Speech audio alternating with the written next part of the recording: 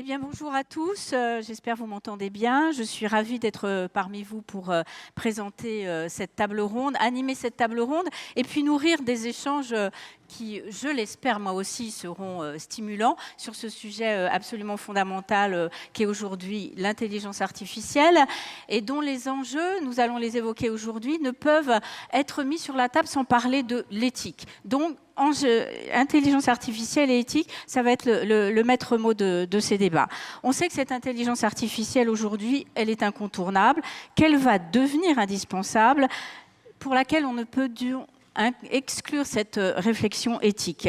Nous avons donc réuni pour cette table ronde des praticiens, des médecins, des grands domaines, des grands champs de compétences de l'Agence de biomédecine, donc l'assistance médicale à la procréation avec Catherine Rongière et la transplantation avec Alexandre Loupy. Et puis deux personnalités qui à la fois pensent et protègent, et nous protègent, puisque avec Claude Kirchner et Bertrand Payès, nous allons évoquer ces domaines justement de protection et de pensée de l'éthique et de l'intelligence artificielle. Je vais vous, et en présence bien évidemment de Marine Jantet, qui va aussi nourrir ces réflexions. Je vais vous donner à tous chacun quelques minutes de parole. Alors quelques minutes, c'est pas plus de 5 minutes, c'est même plutôt moins, mais c'est maximum 5 minutes. Juste pour que vous nous présentiez justement, pour les personnes qui peut-être ne vous connaissent pas, votre champ de compétences, vos liens avec l'intelligence artificielle et avec l'éthique. Nous aborderons ensuite le cœur de la table ronde avec, j'espère, des débats justement très stimulants. Et puis, vous êtes présents sur place, donc on vous en remercie. Et vous aurez aussi à participer en fin de table ronde avec vos questions et vos échanges pour que nous puissions également entendre vos points de vue et vos interrogations. Je commence avec vous, professeur Alexandre Loupy. Professeur Alexandre Loupy, vous êtes professeur de néphrologie à l'hôpital Necker. Vous avez créé en 2017 Paris Transplant Group, qui développe une approche de la transplantation d'organes à l'aide d'outils méthodologiques qui font appel à des techniques statistiques classiques et à l'intelligence artificielle. Et vous dirigez maintenant l'Institut de transplantation et de régénération d'organes, qui chapeaute 25 départements de transplantation en Île-de-France sur l'ensemble de la chaîne, la réanimation, la chirurgie, la médecine. C'est dire, je pense, si vous avez une vision complète. Alors pour débuter, vous allez nous dire en quelques mots comment vous faites de la médecine différemment. J'ai lu que vous utilisiez ce terme différemment pour l'utilisation de la médecine artificielle dans des domaines de diagnostic plus précoces, pour prolonger la durée de vie des greffons, pour adapter au mieux les systèmes, les traitements immunosuppresseurs. On verra après dans la discussion, on abordera d'autres sujets. Moi, j'aimerais bien qu'on dise un mot parce que ça m'a vraiment passionné l'été dernier, l'histoire de la xénogreffe et comment vous êtes intervenu aussi en amont, en aval, pour cette réussite quand même majeure, même si évidemment il y a des techniques à améliorer puisque la greffe n'a pas pris très longtemps. Voilà, tout de suite en quelques mots, professeur Alexandre Loupy, donc vos enjeux, intelligence artificielle et transplantation. Oui, bonjour, merci beaucoup. Je suis d'abord ravi de cette invitation et de pouvoir échanger sur ce sujet qui me passionne. Ce qui nous anime effectivement au sein de l'équipe et de l'Institut, c'est d'améliorer le succès des transplantations, comme vous le disiez, sur l'intégralité de la chaîne de valeur, donc beaucoup d'acteurs.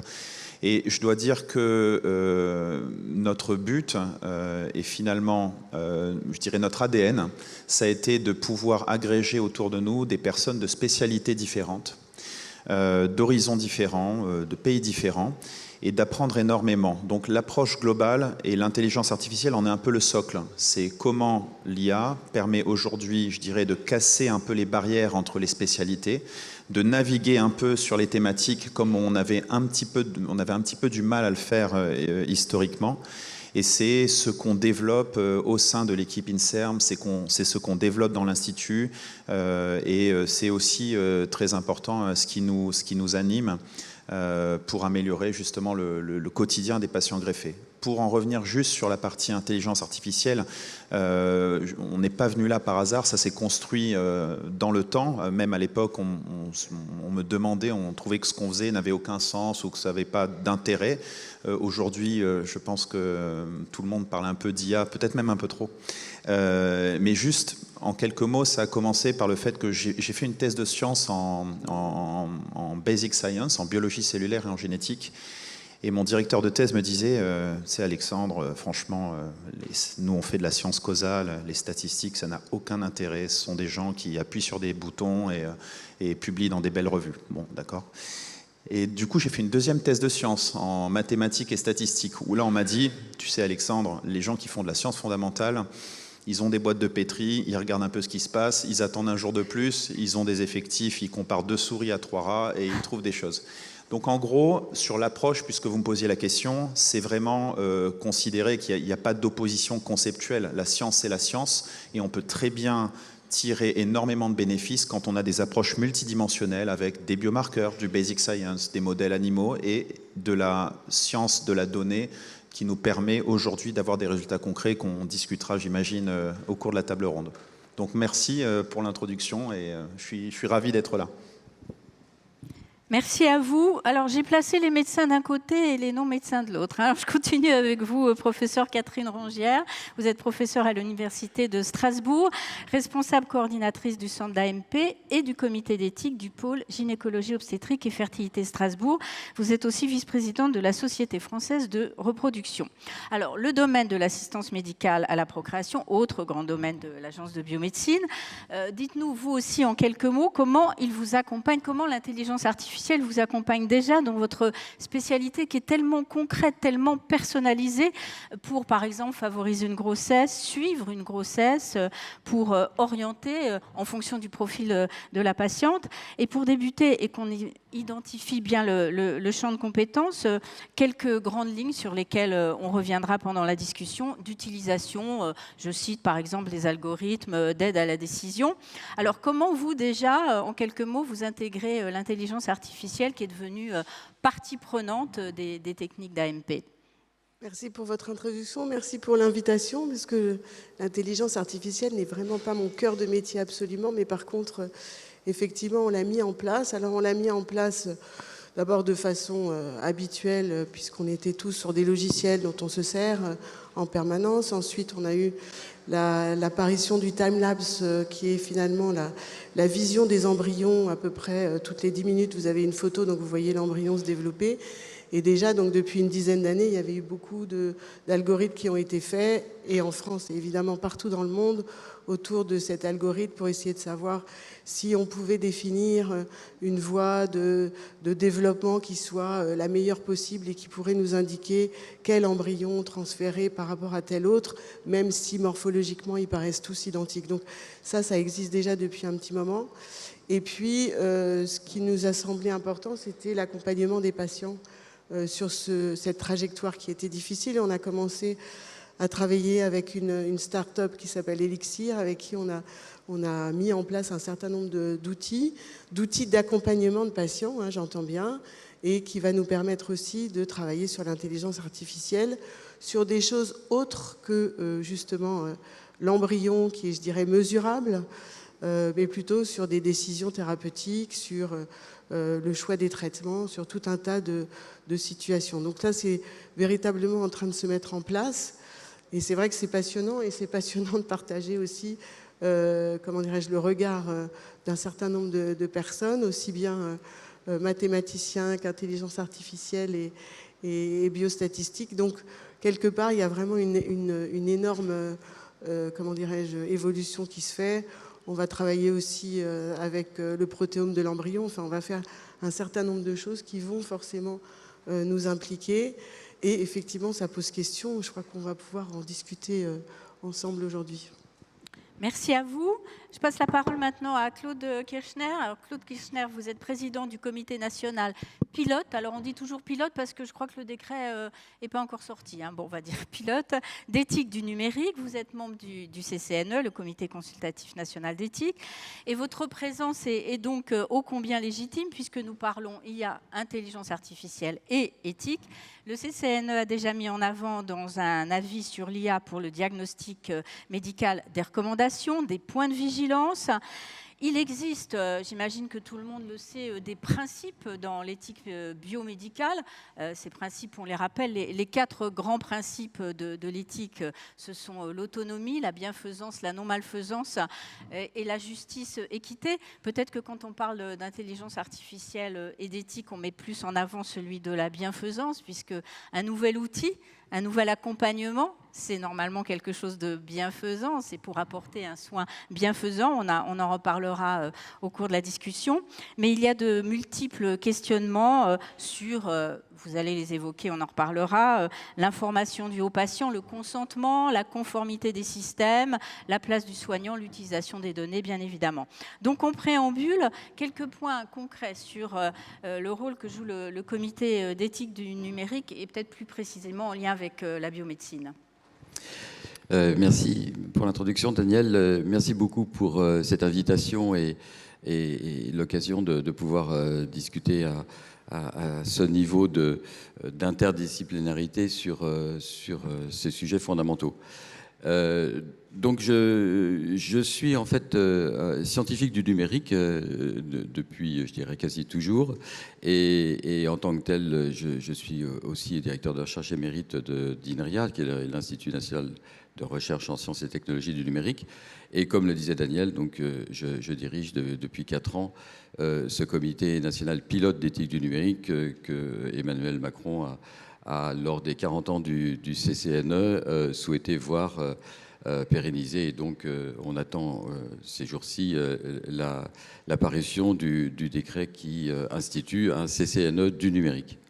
Donc, dans ce contexte, on a travaillé donc, du côté du CCNE pour les sciences de la vie et de la santé et d'autre part du Comité national pilote d'éthique du numérique sur ces sujets de numérique et santé, et en particulier sur le rôle que peut jouer l'intelligence dite artificielle ou plus précisément souvent plutôt toutes les technologies d'apprentissage machine et d'utilisation des données qui nous permettent aujourd'hui de voir des progrès majeurs dans l'utilisation des données et à des fins en particulier autour de la médecine. Donc c'est des sujets qu'on aborde également dans le cadre de l'Académie de médecine où on réfléchit aussi à cette connexion entre science et numérique, science et santé bien entendu. Et dans ce cadre-là, donc on a abordé, pour répondre à vos questions, Daniel, effectivement les sujets autour de quels sont les enjeux d'éthique autour typiquement du diagnostic médical et de l'IA. Donc dans un avis qui est commun entre le CCNE et le comité pilote, d'une part. Et d'autre part, on s'est posé des questions très similaires, puisque le rôle des données là est fondamental, sur en fait quelle structure, comment organiser les données, c'est-à-dire quels sont les enjeux d'éthique autour des plateformes de données de santé. Et des plateformes de données de santé, il y en a partout. Et comment est-ce qu'on peut les organiser, comment on peut les utiliser et comprendre les enjeux d'éthique qu'il y a autour de ceci, et en particulier les notions de consentement des personnes qui ne sont pas encore nécessairement des patients, mais aussi de ceux qui vont les utiliser. Donc en fait, il y a là tout un environnement à comprendre. Et on a aussi travaillé de façon plus spécifique sur des enjeux, cette fois-ci de l'IA générative. Donc ça, c'est un avis récent qu'on a rendu au mois de juillet au ministre délégué au numérique, Jean-Noël Barrot, qui en fait traite de ce que tout le monde connaît autour de ChatGPT, mais qui est beaucoup plus général parce qu'il n'y a pas que ce type de système qui permet d'avoir ce qu'on appelle l'intelligence artificielle générative, avec un impact énorme sur le domaine de la santé, parce que ça va infuser l'ensemble des problématiques de santé, depuis la prévention jusqu'à l'organisation du système de santé, en passant bien entendu par également tout ce qui va concerner les aspects diagnostiques, les aspects suivis et les aspects cliniques.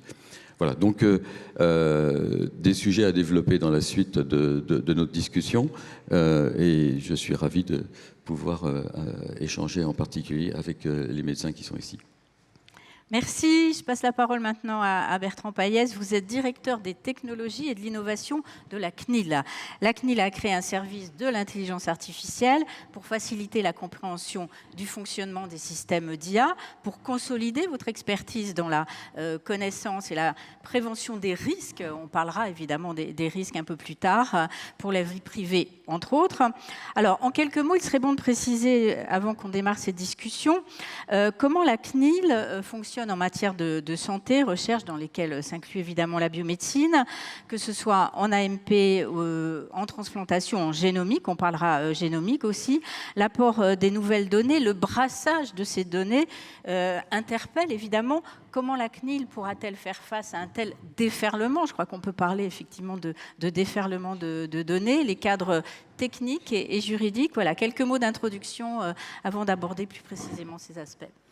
Bonjour et merci beaucoup de me permettre d'intervenir aujourd'hui. Je suis également très heureux qu'on puisse échanger dans un domaine qui n'est pas ma spécialité, la biomédecine, mais où effectivement, qui est également concerné par les enjeux d'intelligence artificielle et d'exploitation de données, comme le montre d'ailleurs le programme.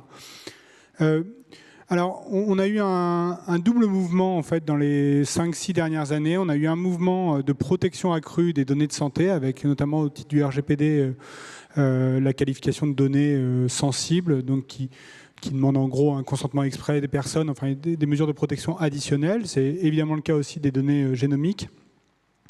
Et dans le même temps, une prise de conscience de tout le potentiel de ces données pour la recherche notamment, et la mise en place du système national des données de santé, du Health Data Hub qui interviendra plus tard dans la journée, et cette conviction qu'il faut justement croiser les disciplines, croiser les données entre les données hospitalières, les données de l'assurance maladie, mais aussi d'autres données qui peuvent venir de la sociologie, de l'économie, qu'on pourra améliorer, enfin faire progresser la recherche et puis in fine améliorer peut-être le soin si on croise ces données. Dans ce contexte, le législateur en France, au-delà du RGPD, a maintenu dans la loi un système d'autorisation des recherches en santé à la CNIL, donc avec des distinctions selon que elles impliquent la personne humaine ou non, qui nous conduit à maintenir une expertise assez forte en fait sur ces sujets-là, puisque on regarde là. Présentement, on a une session du collège plénier de la CNIL qui examine justement une demande d'entrepôt de données sur le sujet. Et donc, on essaye de trouver... Pour nous, le bon équilibre, il est vraiment de dire... Vous pouvez croiser abondamment les données, à condition que ça ait du sens scientifiquement, à condition que ce soit sécurisé correctement. Et c'est aussi dans ce sens qu'on a développé les entrepôts de données de santé dont parlait Claude, qui nous semble une réponse en fait adaptée. C'est-à-dire que c'est des endroits où on va être exigeante, voire très exigeant sur la sécurité, sur les processus d'accès, sur la capacité des personnes à récupérer des informations sur les données, sur les méthodes de pseudonymisation. Mais par contre, on va être assez, on va dire, ouvert, tant que c'est pour de la recherche, pour que ces entrepôts collectent des très grandes bases de données, dont le SNDS évidemment, afin de permettre de lancer des projets. Et vient s'ajouter. Donc ça, c'est vraiment le cœur de notre réflexion actuellement, avec les sujets qui vont émerger un peu plus avec l'IA et les sujets notamment d'information. Il y a la loi bioéthique qui prévoit aussi des informations sur les dispositifs d'IA spécifiques qui vont venir se combiner avec notre cadre. Voilà ce que je peux dire pour commencer. Très bien, merci beaucoup. Alors, on va engager la discussion avec vous, Marine Jantet. Vous venez d'entendre les différentes présentations à la fois de ceux qui utilisent l'IA et de ceux qui travaillent à l'encadrer, à la penser un peu. Alors, pour débuter cette discussion, est-ce que pour resituer un petit peu la place de l'Agence de biomédecine, qui est à la fois d'accompagner les avancées, on commence à évoquer les bénéfices, on va en reparler un peu plus en détail, mais aussi de contribuer à la mise en place du cadre réglementaire, du cadre éthique, tout en apportant une veille scientifique. Donc, ça regroupe beaucoup d'éléments. Comment donc l'agence prend-elle sa place en tant que à la fois utilisatrice de l'IA dans ses domaines de compétences, mais aussi de gardienne des principes fondamentaux de l'éthique, en fait? Oui, merci beaucoup. Alors effectivement, je pense que je vous disais en introduction que voilà, l'agence avait un rôle un peu de veille et d'anticipation des enjeux de demain en matière de santé. Ben, voilà, on y est et on voit qu'en plus l'IA, ça va très très vite. Donc les choses nécessitent de réagir très rapidement, à la fois pour effectivement accompagner ces innovations extraordinaires, parce que l'IA est une source, on va en reparler, mais de potentialité pour les patients en termes d'aide au diagnostic, en termes d'optimisation des traitements. On y reviendra aussi parce que l'IA permet de savoir quel traitement potentiellement peut marcher pour telle tumeur ou telle pathologie et d'éviter du coup des traitements inutiles et surtout de mieux les cibler. Donc il y a des potentialités thérapeutiques extraordinaires, mais aussi des risques de dérive. On ne va pas se le cacher et on voit bien que avec les sorties de ChatGPT récemment, on voit bien ça va beaucoup plus vite en plus que ce qu'on imaginait. Et derrière, on sent qu'on va progressivement ne plus maîtriser ce qui peut se passer. Donc on a la nécessité à la fois d'accompagner, de ne pas freiner ces avancées thérapeutiques, parce que l'ensemble des champs de l'agence vont être concernés. On en a déjà 2, mais il y a aussi tout ce qui est greffe de cellules souches, on y reviendra. Donc c'est l'ensemble des champs de l'agence sont concernés. Mais en même temps, il faut effectivement adapter le cadre réglementaire pour que ça se fasse dans de bonnes conditions, pour limiter au maximum les dérives qui peuvent exister sur ces outils extrêmement puissants.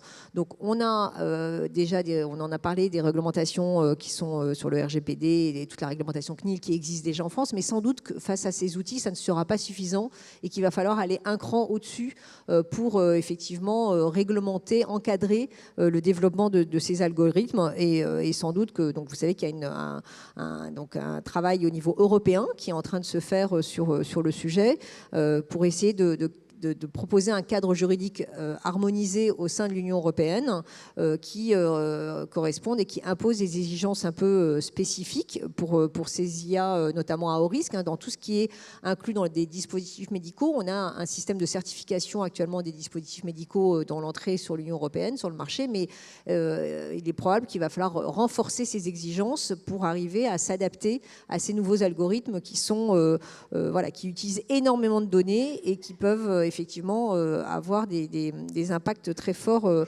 sur les droits et libertés. Donc il faut qu'on impose en fait évidemment que ces innovations doivent être, la condition ça va être qu'elles doivent respecter ces exigences qui vont être pensées.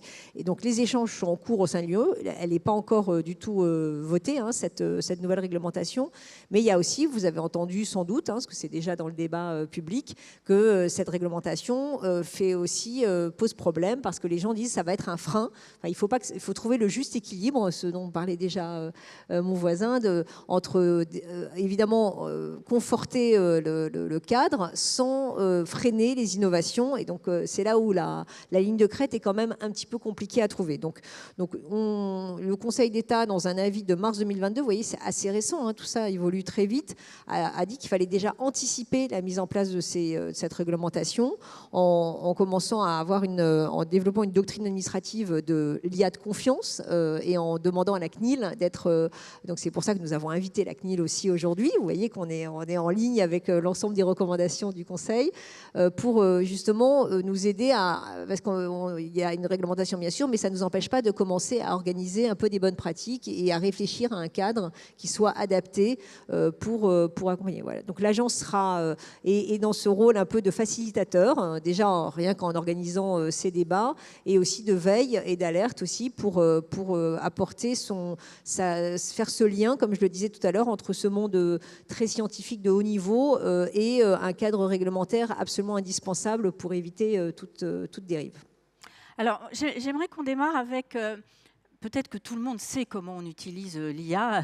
Moi, je ne sais pas forcément tout, bien évidemment, puisque nous avons 2 spécialistes là, côté médecin. Quand je dis spécialiste, c'est que vous l'utilisez déjà. Hein. J'aimerais qu'on donne quelques exemples concrets pour avoir une idée précise justement de cette utilisation de l'IA dans vos domaines réciproques. Alexandre Loupi, par exemple, est-ce que vous pouvez nous parler de, je ne sais pas, de e-box, je crois qu'il y a un algorithme de prédiction du risque de perte de greffons, ou d'autres techniques que vous utilisez pour qu'on se fasse une bonne réflexion, qu'on ait un bon point de vue sur, voilà, concrètement, l'IA dans mon domaine, c'est ça. Qu'est-ce que je peux me poser comme question éthique concernant l'utilisation de cette IA? Et quels enjeux il peut y avoir derrière? Oui, tout à fait. On est relativement connu pour avoir développé un algorithme qui s'appelle Integrative Box, qui est en fait un outil de prédiction du risque de rejet, de perte de greffons et de mortalité chez les patients greffés du rein, mais qu'on est en train d'étendre évidemment dans différentes composantes d'organes, greffe cardiaque, pulmonaire et hépatique également. Et c'est-à-dire quelles données il y a dedans pour prédire justement? Donc très concrètement, notre approche, ça a été d'abord, et on en parlera certainement, mais d'avoir des données extrêmement qualitatives, prospectives sur des corps de patients non sélectionnés. La transplantation nous permet, en tout cas avec notre modèle français, d'avoir des cohortes de patients qu'on est capable de suivre, sur lesquels on peut appliquer différents protocoles de recherche et qui permet d'avoir non seulement un volume de données important, mais des qualités, une vélocité, une variété de données importantes. Donc ça, je dirais que c'est le premier socle avant de parler d'algorithme. Donc ça nous a amené à construire cet algorithme. Cet algorithme a été publié dans une revue scientifique en 2019. Il a été immédiatement adopté par les sociétés savantes américaines et européennes de transplantation. Nous avons validé cet algorithme dans maintenant plus de 35 centres dans 12 pays dans le monde, très important. Et donc on est allé dans une étape supplémentaire, c'est-à-dire maintenant comment cet algorithme validé va être utilisé. Donc je reviens à votre question. Aujourd'hui, cet algorithme est encapsulé dans un logiciel d'aide à la décision clinique, qui a suivi un parcours évidemment réglementaire de marquage CE, MDR2A, etc., qu'on connaît très bien. Et également, il est qualifié par l'Agence européenne du médicament comme un biomarqueur digital qui permet en fait, et ça c'est une bonne nouvelle, à l'industrie pharmaceutique, lorsqu'elle veut tester un immunosuppresseur, eh bien très très tôt dans l'étude, sans attendre 10 ans qu'il y ait des événements, des rejets, des pertes de greffons, eh bien d'avoir en fait l'Agence européenne du médicament qui approuve ce médicament. Donc on virtualise les essais cliniques. Donc l'iBox, elle sert à quoi? Virtualiser les essais cliniques, c'est qualifié par l'Agence européenne du médicament, ça va être qualifié par la FDA, et c'est un cocorico parce que c'est français. Et deuxième, on est content parce que c'est très rare que quelque chose comme ça d'algorithmique qui prédit quand même quelque chose, qu'un événement majeur soit qualifié par ces organismes.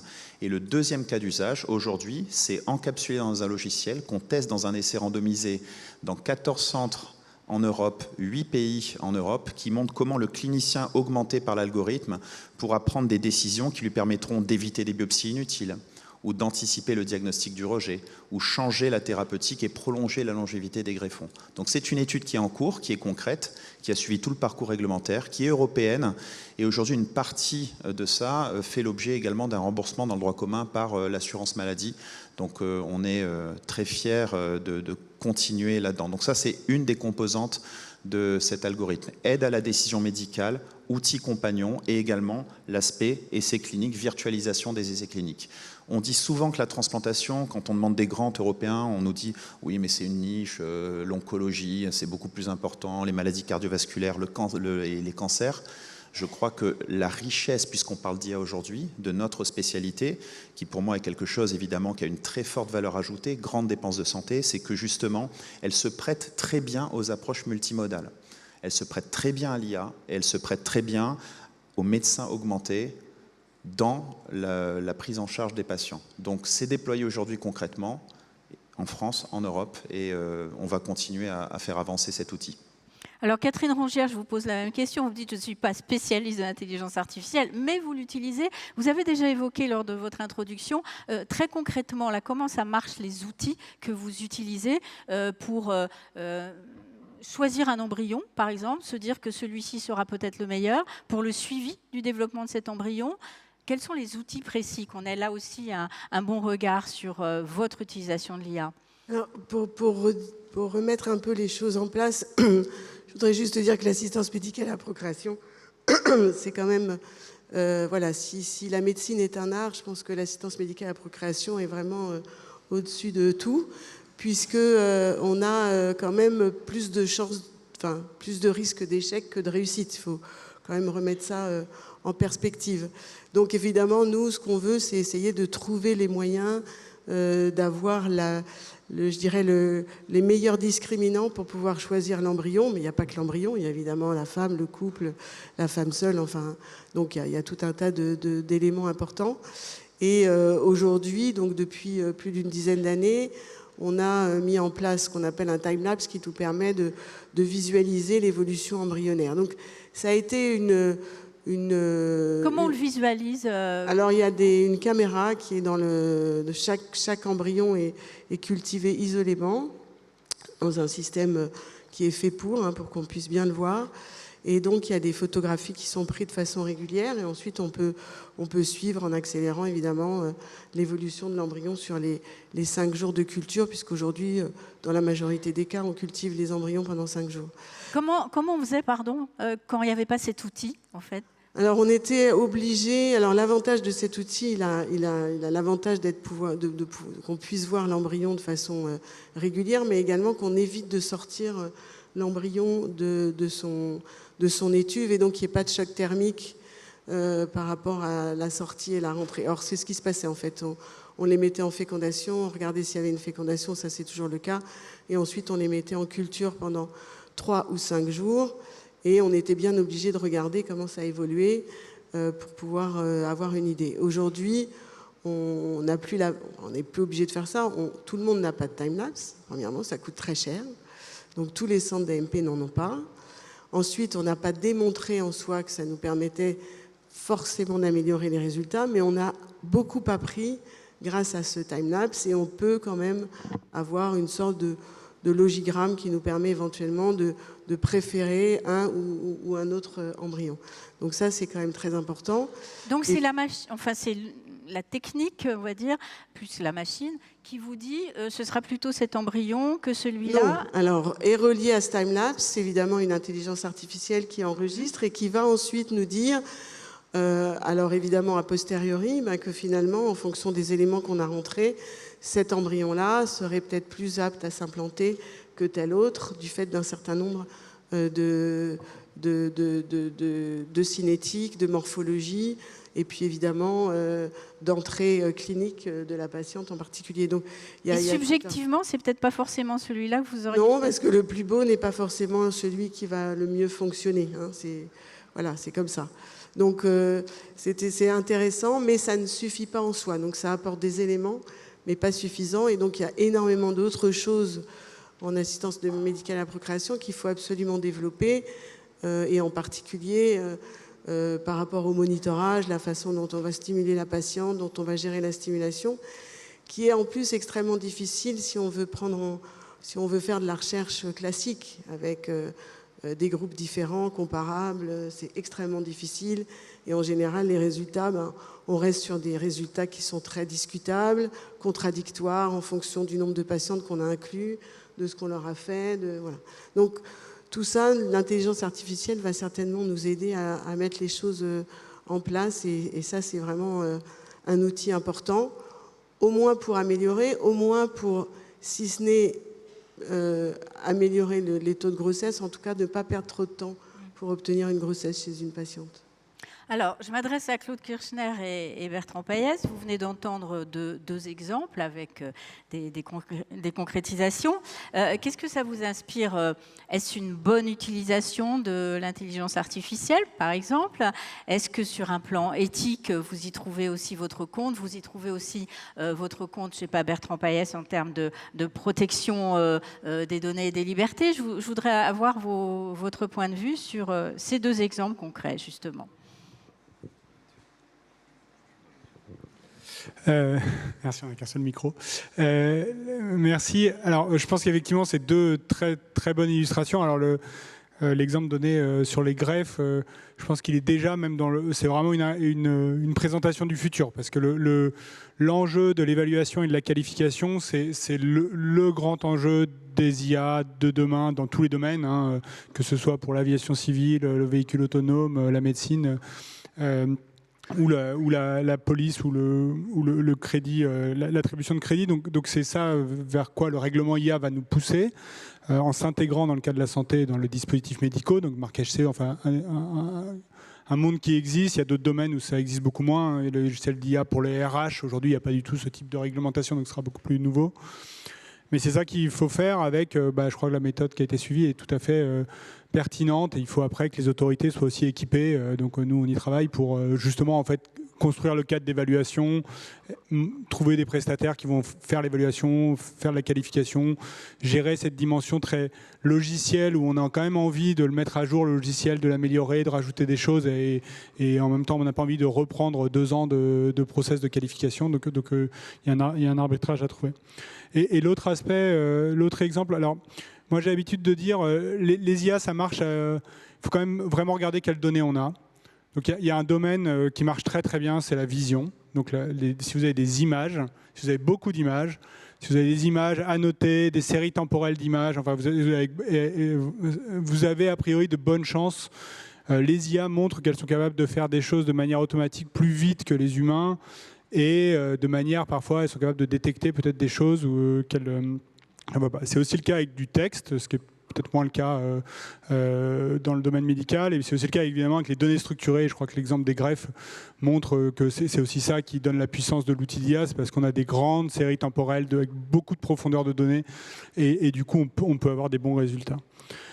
Et puis peut-être le dernier point, et puis alors je n'ai pas trop parlé des sujets éthiques, parce que je pense que les exemples, ils peuvent poser des questions éthiques, mais là on résout des problèmes. Je pense sur l'assistance médicale à la procréation, on retombe sur les sujets d'éthique de l'assistance médicale à la procréation, et finalement quand on intègre cette technologie dans ces réflexions.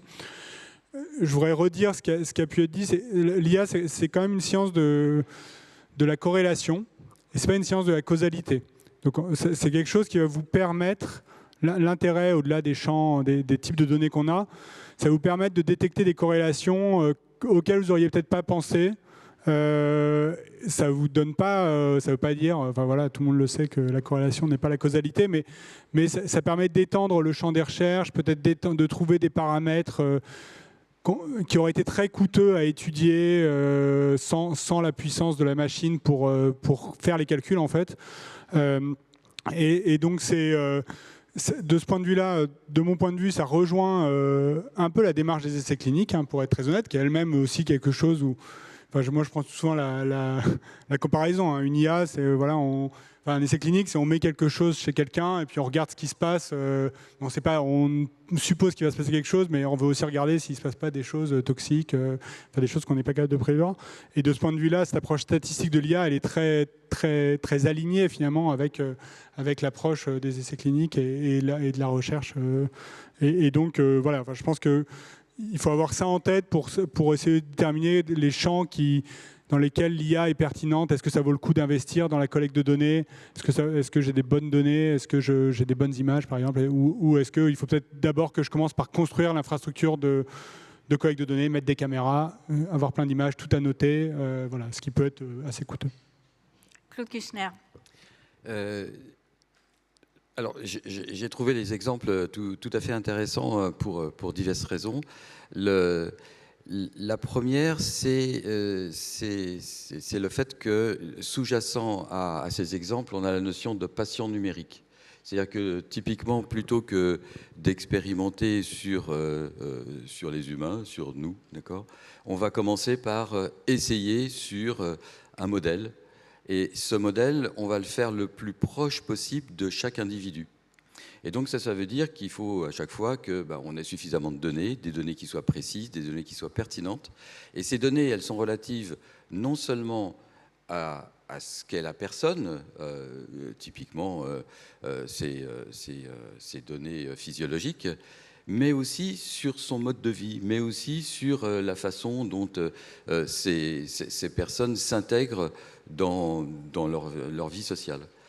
Et là, on voit tout l'intérêt, toute l'importance d'avoir les bonnes données, à la fois des données typiquement médicales, mais aussi des données qui sont en lien avec le médical et dans les deux exemples, je pense, qui nous permettent de mieux comprendre comment, in fine, prendre la décision. Et deuxième point que je voulais souligner, c'est que la décision, ce n'est pas le système numérique qui doit la prendre.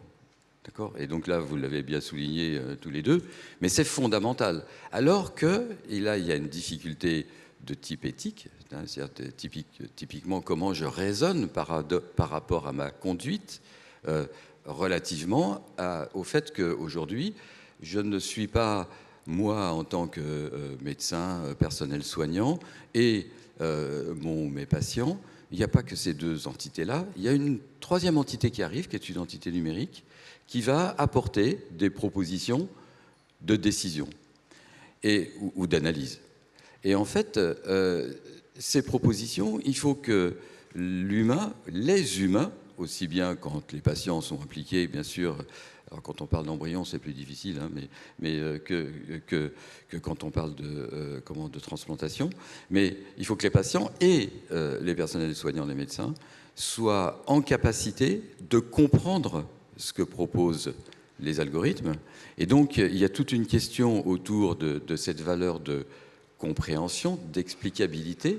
Et donc là, on pourra détailler un petit peu plus cette valeur relative à... On a des ensembles de programmes, d'algorithmes, de réflexions, de protocoles qui vont permettre l'interaction entre les différentes composantes de notre décision.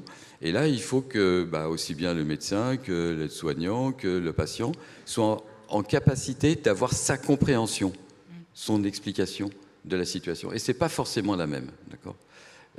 Ça, c'est le premier point. Le deuxième point, c'est la transparence. C'est-à-dire que typiquement, oui, on utilise des systèmes numériques, on les utilise de façon massive, hein, comme ça a été expliqué, mais est-ce que tout le monde est conscient de leur place et in fine, est-ce qu'on est bien sur la lignée du fait que c'est la supervision humaine qui doit prendre le pas sur des décisions qui seraient peut-être plus faciles à prendre en disant la machine a pensé ça.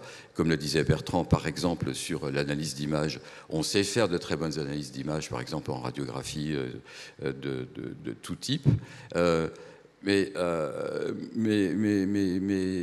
les systèmes numériques se trompent aussi et surtout, ils n'ont pas le patient en face d'eux. Et donc là, on est vraiment dans une situation importante de prise en compte. Et je voudrais terminer, pour ne pas être trop long, sur un point fondamental, en lien toujours avec ces considérations d'éthique. C'est typiquement la labellisation CE. Et donc, vous l'avez mentionné, la labellisation CE, en fait, elle correspond au principe de non-malfaisance. C'est-à-dire que typiquement, l'algorithme, le système qu'on va utiliser, le label CE dit non, il ne va pas vous faire de mal. Enfin, quand même, une deuxième composante que mentionnait Daniel au tout début, c'est et le principe de bienfaisance, au fait, qu'est-ce qui joue comme rôle ici ?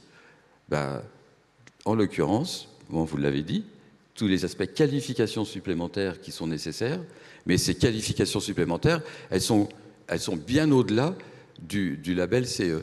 Et donc, un label CE, bon nombre de fabricants, de fournisseurs de solutions logicielles ou matérielles vous disent il y a le label CE, c'est bien, ça correspond au principe de non-malfaisance. Donc au moins, il ne va pas vous faire du mal. Au moins, il ne vous fera pas mal. À minima. Il y a quand même un sujet important, surtout sur ce type de point, c'est est-ce qu'il va vous faire du bien quand même, d'accord ? Et donc, soyons attentifs à ça aussi. Alors, il y a beaucoup de points que vous avez évoqués sur lesquels on va revenir parce qu'on est, je pense, effectivement là dans le cœur du sujet. Et quand vous avez dit, ce n'est pas le système qui décide, in fine, bien évidemment, c'est le médecin. Je crois qu'on est vraiment dans le cœur de ce sujet sur les enjeux de l'éthique par rapport à l'intelligence artificielle. Marine Jantet, c'est vrai qu'on est au cœur. Jamais, et les médecins, j'espère, nous le confirmeront, c'est la machine qui doit avoir le dernier mot, doit toujours y avoir un raisonnement humain et une conclusion humaine derrière. Je voulais justement rebondir là-dessus. En fait, c'est la grande angoisse. Hein. Il ne faut pas que la machine remplace l'être humain. Derrière, parce que sinon, après, ça peut partir et ça peut nous échapper. Et donc, le CCNE l'avait dit dès 2018 hein, dans un de ses avis, en donnant le principe de garantie humaine, hein, qui devait que il fallait. C'est quoi exactement ce principe? Le principe, c'est de dire que l'humain doit contrôler, doit superviser. C'est-à-dire que c'est pas la machine qui doit, enfin, elle peut aider, évidemment, elle facilite, c'est extraordinaire, enfin, mais elle doit, in fine, c'est pas elle qui décide, c'est pas elle qui a le dernier mot, en gros, pour faire simple. Et c'est vrai que je donne un autre exemple. Il y a actuellement une utilisation de l'IA, par exemple, dans l'utilisation des comptes rendus de consultation génétique. Vous savez, c'est très compliqué. Et on a énormément de données en génétique entre des analyses génomiques et des manifestations cliniques. Et donc, en fait, l'être humain, dans sa capacité à intégrer tous ces éléments, et à bout d'un moment, est un peu limité. L'IA permet, il y a des logiciels, des algorithmes en cours qui permettent d'analyser, de screener justement donc, du texte tous les comptes rendus de consultation génétique pour arriver à faire des corrélations et à proposer c'est une aide au diagnostic, hein, en fait, de proposer des solutions. Mais encore une fois, il faut que c'est pas la machine qui va donner le diagnostic. C'est la machine, elle va proposer des choses. Il y a des choses qui seront complètement à côté de la plaque, et puis il y a des choses qui seront extraordinaires, auxquelles on n'aura pas forcément pensé, et qui va permettre après à l'humain d'aller plus vite et d'éviter des errances diagnostiques. De même que nous, dans notre score d'allocation des greffons à l'agence, on utilise aussi des algorithmes qui nous permettent, on a plein de critères pour prioriser les greffons. On identifie en fait des personnes éligibles potentiellement, et en fait l'IA nous permet de screener par rapport aux personnes éligibles de pondérer le poids relatif des différents critères, parce qu'on a des critères à la fois médicaux, logistiques, sociétaux, de risque de survie, de chance, de perte de chance. Donc on a beaucoup de critères, et en fait quand en fonction des caractéristiques des uns et des autres, des personnes éligibles, ça nous permet de clarifier qui peut être le mieux approprié pour le greffon qui est disponible. Et c'est par exemple si vous avez la même personne 10 personnes qui ont la même chance de survie, même risque de mourir, etc. C'est pas ce critère-là qui va être déterminant dans l'allocation du greffon. Ce sera un autre. Mais dans le coup d'après, ce sera peut-être celui-là. Donc, mais ça permet d'aller très vite. En fait, nous, comme on est toujours dans un timing très tendu, ça permet d'améliorer, d'optimiser l'allocation, mais ce n'est pas la machine, ce n'est pas ça qui décide de l'allocation du greffon, ça reste nous, et c'est en dialogue avec les équipes médicales. Donc c'est ça, enfin dans d'autres exemples concrets d'application, c'est ça qu'il faut à chaque fois garantir et ne pas se laisser effectivement dépasser par une machine. Alors je m'adresse aux médecins. Vous le jurez, jamais, au grand jamais, vous ne vous laisserez porter au point que ce soit la machine qui prenne la décision, vous ne vous cacherez derrière la technologie et que ce sera toujours une décision humaine, une décision médicale qui va primer. Tout à fait, il y a 3 points que je voudrais développer. Première notion, la machine ne remplacera pas les médecins, mais les médecins qui utilisent la machine vont remplacer les médecins qui ne l'utilisent pas. Donc ça, je crois qu'il faut poser ça très clairement, parce qu'aujourd'hui, on voit qu'il y a une mutation, même dans des médecins qui deviennent des créatures un peu hybrides, où ils s'approprient un peu la technologie, et on y est déjà, hein, l'automatisation et les prédictions. Deuxième point qui est très important, c'est que, évidemment, je reviens au système iBox, on a comparé les performances de prédiction de l'iBox comparativement aux humains. On a d'ailleurs publié ça dans un très bon journal. Ça fait un peu mal quand même, hein, puisqu'on montrait globalement que les médecins et les professeurs ne faisaient pas mieux que les chefs de clinique. Étant professeur moi-même, ça rend modeste. Les prédictions faites par les médecins, très mauvaise discrimination, très mauvaise calibration, énormément de variabilité inter-individuelle et intra-individuelle. Et donc, on a montré que l'iBox faisait mieux sur toutes les composantes. Et là, on n'est pas dans de l'imagerie, on est vraiment dans de la prédiction du rejet, de la décision médicale, du diagnostic du rejet. Premier point. Donc ça, l'adoption, on a un peu de mal parce qu'on a toujours tendance, nos médecins, à dire non, mais moi, je suis depuis 20 ans des patients, je sais très bien prédire qui va rejeter dans 1 mois, 2 mois, ou qui a un certain risque.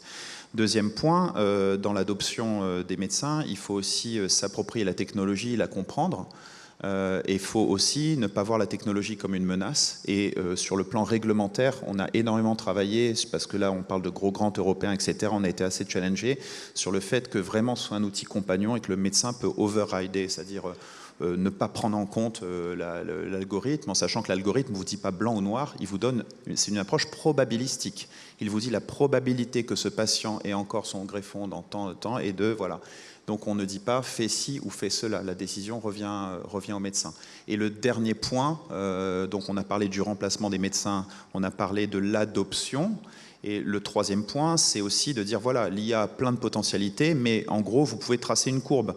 Il y a le trigger technologique, le pic des attentes qui sont peut-être inflatées, la désillusion et le plateau de productivité. Et je reviens sur l'importance des études bien conduites qui doivent montrer que l'usage de l'IA a un bénéfice pour les patients sur leur quantité de vie, leur qualité de vie et de coût pour la société. Puisqu'il faut que tout ça soit démontré dans des études ad hoc. Et aujourd'hui, en IA, on est envahi de plein de dispositifs médicaux, de plein de promesses. Finalement, quand on regarde les études qui supportent réellement le bénéfice pour le patient, elles sont très peu nombreuses. Et donc l'évidence, elle n'est pas si évidente que ça dans pas mal de cas. Donc je crois qu'il y a du potentiel. Il faut reconnaître aussi les contraintes et les limitations et la nécessité de très bonnes études pour montrer que ça fonctionne et que du coup les médecins puissent s'en emparer pour le bénéfice des patients. Alors vous l'évoquiez justement, mais c'est assez fondamental, c'est que les médecins soient formés aussi, parce que pour bien utiliser cette technologie, vous disiez on ne fait pas mieux professeur de médecine qu'un chef de clinique.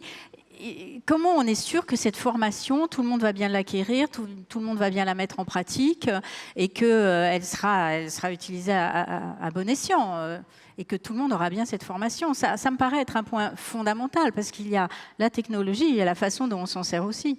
Alors c'est fondamental sur deux aspects de la chaîne. D'abord les médecins en formation, et je crois qu'aujourd'hui dans les universités, il y a un accent particulier qui est mis sur la filière digitale et aujourd'hui ça fait partie des grandes directions des universités pour apprendre aux plus jeunes. Mais les médecins qui sont là, évidemment, il faut présenter l'outil, montrer que c'est l'usage, la confiance, que ce ne soit pas une black box, qu'ils comprennent que ces algorithmes ont été bien validés, qu'ils comprennent des données de qualité. Et j'adorais la remarque effectivement sur la qualité des données, puisqu'il y a eu des exemples comme IBM Watson, vous savez, qui a utilisé des grands entrepôts de données finalement aux États-Unis, et c'est ce qu'ils appellent garbage in, garbage out. C'est que finalement ils se sont rendus compte que tous ces ingénieurs qui appliquaient en fait la méthodologie de la très bonne manière le faisaient sur des données qui étaient globalement de très mauvaise qualité. Donc quand vous injectez de la mauvaise qualité, même si vous appliquez des bons modèles, vous aurez des choses finalement pas généralisables. Mais comment on sait qu'on va injecter de la bonne qualité, comme vous dites? Comment on sait que le produit au départ est de bonne qualité? Il y a des professionnels de la donnée. Il n'y a pas de... Professionnels de la donnée. Aujourd'hui, alors il y a eu même des scandales autour de la donnée pendant le Covid, vous le savez bien. Je pense qu'aujourd'hui, il y a aussi dans l'IA, justement, des personnes compétentes qui s'organisent et aussi des régulateurs qui aujourd'hui ne laissent juste ferment les vannes. Moi, dans tout ce qui est statistique et épidémiologie, les épidémiologistes dans le monde se sont organisés pour justement mettre des règles de bonnes pratiques de l'IA pour conduire des modèles avec du machine learning, etc. On arrive dans une approche un peu un âge de raison, je trouve quand même, après quelque chose où c'était un peu open bar sur l'IA et tout le monde en fait, tout le monde en faisait et tout le monde avait des datasets incroyables. Je pense qu'on revient sur une approche où la qualité des données est replacée au centre du débat et non pas que le volume des données. Catherine Rongière. Oui, alors je voulais reprendre parce que je suis tout à fait d'accord avec vous. Alors nous, on est vraiment, on n'est pas aussi avancé que vous, loin de là. Mais on s'est rendu compte effectivement que la qualité des données était un domaine très important, surtout en assistance médicale à la procréation. On a énormément besoin aussi de données personnelles du patient, puisque la patiente qui va porter l'enfant, elle est vraiment très importante. La qualité du sperme du conjoint, enfin tout ça, ce sont des données importantes. On a d'abord des logiciels différents les uns et les autres. Je ne sais pas comment ça se passe pour la greffe, mais on a 100 centres d'AMP en France et on n'a pas tous le même logiciel. Donc déjà, vous voyez un peu la difficulté pour pouvoir récupérer les données correctes. Et en plus, ils ne sont pas remplis correctement. Ils ne sont pas forcément mis à jour non plus. Donc ce qui fait qu'effectivement, la qualité de la donnée, elle est très discutable. Et c'est une épreuve parce qu'il faut il faut non seulement effectivement que les médecins peut-être commencent à s'informer sur l'IA et commencent à apprendre un peu la technique, mais déjà rien qu'avant ça, il faudrait qu'ils aient conscience de l'importance de la qualité de la donnée à introduire dans les logiciels. Ça, c'est vraiment très important. Et donc, toute cette technologie, pour moi en tout cas, elle va, en particulier au niveau de la recherche, elle va répondre à des questions que nos études et l'évidence-based médecine aujourd'hui ne répondent pas en fait. C'est-à-dire que ça fait 10 ans, 15 ans qu'on tourne autour des mêmes questions, qu'on ressort des méta-analyses régulières et qu'on n'arrive pas à trouver des réponses. Et il est probablement, je pense, peut-être que je vais avoir quelques désillusions, mais je pense que l'IA pourrait nous donner ces réponses qu'on n'a pas eues jusque-là et qui de temps nécessiteraient des études de recherche telles qu'on les construit aujourd'hui, extrêmement coûteuses, extrêmement longues, etc. Donc ça, c'est vraiment quelque chose qui est très important parce que ça va nous permettre de nous aider à répondre à certaines questions et probablement directement à aider et à soutenir le patient dans les choix qu'on va faire. Et ça, le choix, après, c'est nous qui allons faire. Et c'est-à-dire avec ces résultats-là, ça va être très intéressant. Je pense quand même que les résultats qu'on a pu avoir justement avec les algorithmes qui sont sortis suite à la culture embryonnaire nous a montré que finalement le plus beau n'était peut-être pas forcément le meilleur. Et ça pas se fier aux apparences. Voilà, il ne faut pas se fier aux apparences, c'est comme tout. Et donc ça a aussi modifié un certain nombre de choses. Mais on a aussi toute la génétique maintenant qui va rentrer en ligne de compte, qui malheureusement n'est pas forcément très ouverte au niveau de l'assistance médicale à la procréation parce qu'on a certaines limites et certaines interdictions, ce qui est bien dommage parce que je pense que ça nous permettrait aussi pour les patients de gagner du temps et de pouvoir, je dirais, vraiment cibler les transferts de beaux embryons, mais je sais bien que ça, alors là, ça soulève des problématiques majeures. Alors, il y a cette histoire de formation qui est fondamentale. Il y a la validation, la certification que vous avez évoquée aussi. Je ne sais pas qui peut répondre, mais est-ce qu'on est sûr que, effectivement, toute cette technologie est bien validée, est bien certifiée et que les outils qui sont entre vos mains aujourd'hui possèdent toutes les garanties? On peut être sûr de ça ou pas? Je ne sais pas qui peut répondre. Bertrand Payès, peut-être ou on peut être sûr, aussi sûr que le protocole d'évaluation qu'on a fait et de la confiance qu'on a dans le protocole d'évaluation. Donc c'est comme, à nouveau je fais le parallèle avec le médicament, on est sûr que ça a des effets et puis parfois on découvre plus tard que ça a d'autres effets, qu'il faut peut-être arrêter ce médicament qui n'a pas tous les effets qu'on avait vus. Donc vraiment le sujet, c'est comment on construit des protocoles d'évaluation, comment on construit de la qualification, comment on s'appuie sur les travaux académiques pour dire attendez, là c'est justement j'ai des problèmes de qualité de données ou j'ai des problèmes d'attaque, de comportements particuliers qui sont documentés. La vraie difficulté de ces modèles d'intelligence artificielle, on n'est pas rentré dans le détail technique, mais donc il y a des modèles par apprentissage, donc qui sont des modèles qui en fait se paramètrent automatiquement en fonction de ce qu'on leur a présenté du passé sur les données, en disant bah voilà, telle image c'est un cancer de tel type, voilà. Et donc le fait de ces apprentissages automatiques, c'est que le poids qu'il va donner à chaque information va être défini automatiquement au regard de l'objectif par le modèle. Mais on ne sait pas, on n'est pas capable a priori, et a priori pour les modèles d'apprentissage profond qui font ça, mais au carré, enfin qui font ça sur plusieurs, ce qu'on appelle des couches, donc ils font ça plusieurs fois avec des dérivations des données, enfin qui essayent de vraiment trouver quels sont les paramètres et les paramètres dérivés qui peuvent être importants pour atteindre l'objectif. La difficulté de ce modèle-là, c'est qu'il dit pas, il ressort pas à la fin en disant au fait, ce qui était important, c'est la partie à gauche. Là, quand il y a un truc noir là, c'est qu'il y a un problème, et c'est pour ça que voilà, il le dit pas explicitement. Donc il faut soit avoir une approche en boîte noire, donc où on le teste, on teste, enfin comme des essais randomisés, voilà, on teste, on essaye de protocoler. Soit on a des approches, évidemment, beaucoup de travaux mathématiques pour essayer de combiner ça avec justement plus de compréhension des choix que va faire le modèle, de le combiner avec des approches qui sont plus qu'on appelle système expert, où pour le coup on définit vraiment les règles de décision et on est capable de les expliquer. Donc ça c'est ça l'enjeu sur l'évaluation et la qualification, et il faut, voilà, ça va arriver et ça va être très ça va pouvoir avancer s'il y a un dialogue avec les professionnels qui ont l'expertise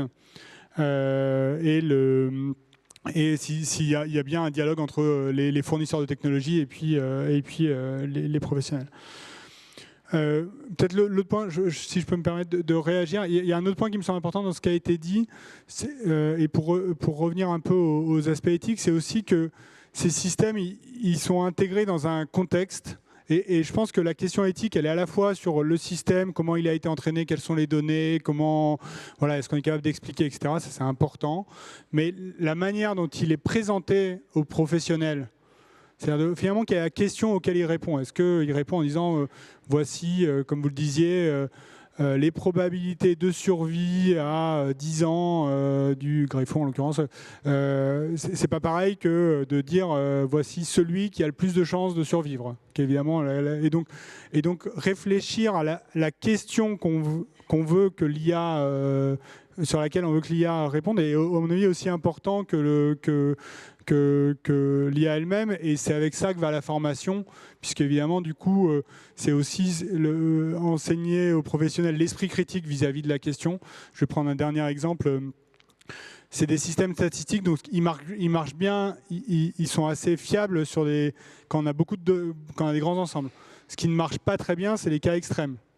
En fait, il n'arrive pas bien à traiter les cas extrêmes parce qu'il en a eu très peu, il en a vu très peu dans ce qu'on lui a donné au début. Et donc c'est aussi là que le professionnel doit exercer son esprit critique, parce que lui, il doit prendre une décision sur un patient et pas une décision collective sur 2000 patients en disant quel bon traitement en moyenne pour ces 2000 patients, c'est quelle est la décision pour ce patient-là, et être capable de détecter si je suis dans un cas où finalement l'IA elle me dit quelque chose, mais peut-être qu'en fait elle ne correspond pas du tout à mon cas d'usage. Elle est pas très. Il faut exercer un regard très critique là-dessus. Mais alors c'est important ça de mettre en avant justement l'esprit critique, et on retrouve l'esprit d'éthique aussi derrière, puisque dans cette présentation, dans la présentation de la machine, de la technologie, on voit bien qu'il y a effectivement une façon d'influer sur ce qui va être choisi. Donc il faut introduire aussi une éthique de la présentation, Claude Kirchner, ou une éthique de effectivement la façon dont ces outils vont être mis en place. Oui, absolument. Et ça me permet de dire plusieurs choses. Donc, je vais répondre à votre question directement, Daniel, mais je reviendrai aussi sur des aspects que vous avez abordés du côté médical par ailleurs. Et par ailleurs, je partage complètement ce que vient de dire Bertrand, bien sûr. Alors, sur cet aspect cognitif, en fait, il y a vraiment un point fondamental à comprendre. On sait tous ce que c'est qu'un télescope. C'est un outil qui nous permet de voir plus loin, d'accord, plus profondément. On sait tous ce que c'est qu'un microscope. C'est quelque chose qui nous permet d'aller voir plus en profondeur.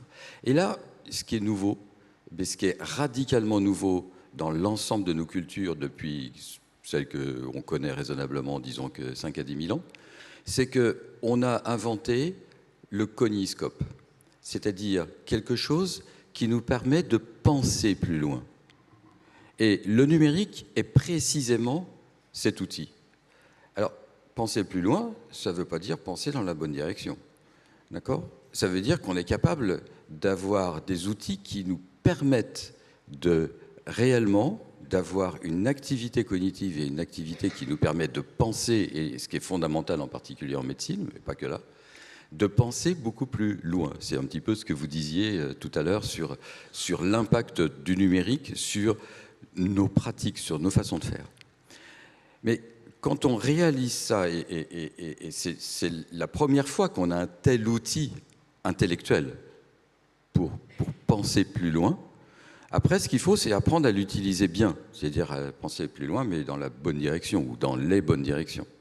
Et ça, c'est beaucoup plus difficile, parce qu'on a créé un nouvel outil.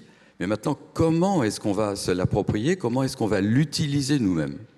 Et donc là, il y a tous les aspects dont vous parliez d'apprentissage, de savoir le comprendre, de savoir l'utiliser.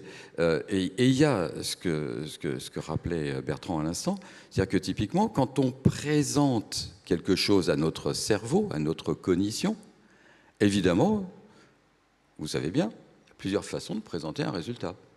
Et façon de l'éclairer. Et en fait, aujourd'hui, ce coniscope, il nous permet d'appuyer sur le cerveau, évidemment avec la façon de s'exprimer, la façon de voir, la façon d'écouter, de ressentir, etc., de façon particulière. Et donc, faisons très très attention au fait, comme le soulignait Bertrand, à la façon dont on va présenter des résultats, parce que ces outils ne sont jamais neutres. Jamais neutres. Et donc, il faut comprendre comment ces résultats sont présentés, comment est-ce qu'ils vont être utilisés.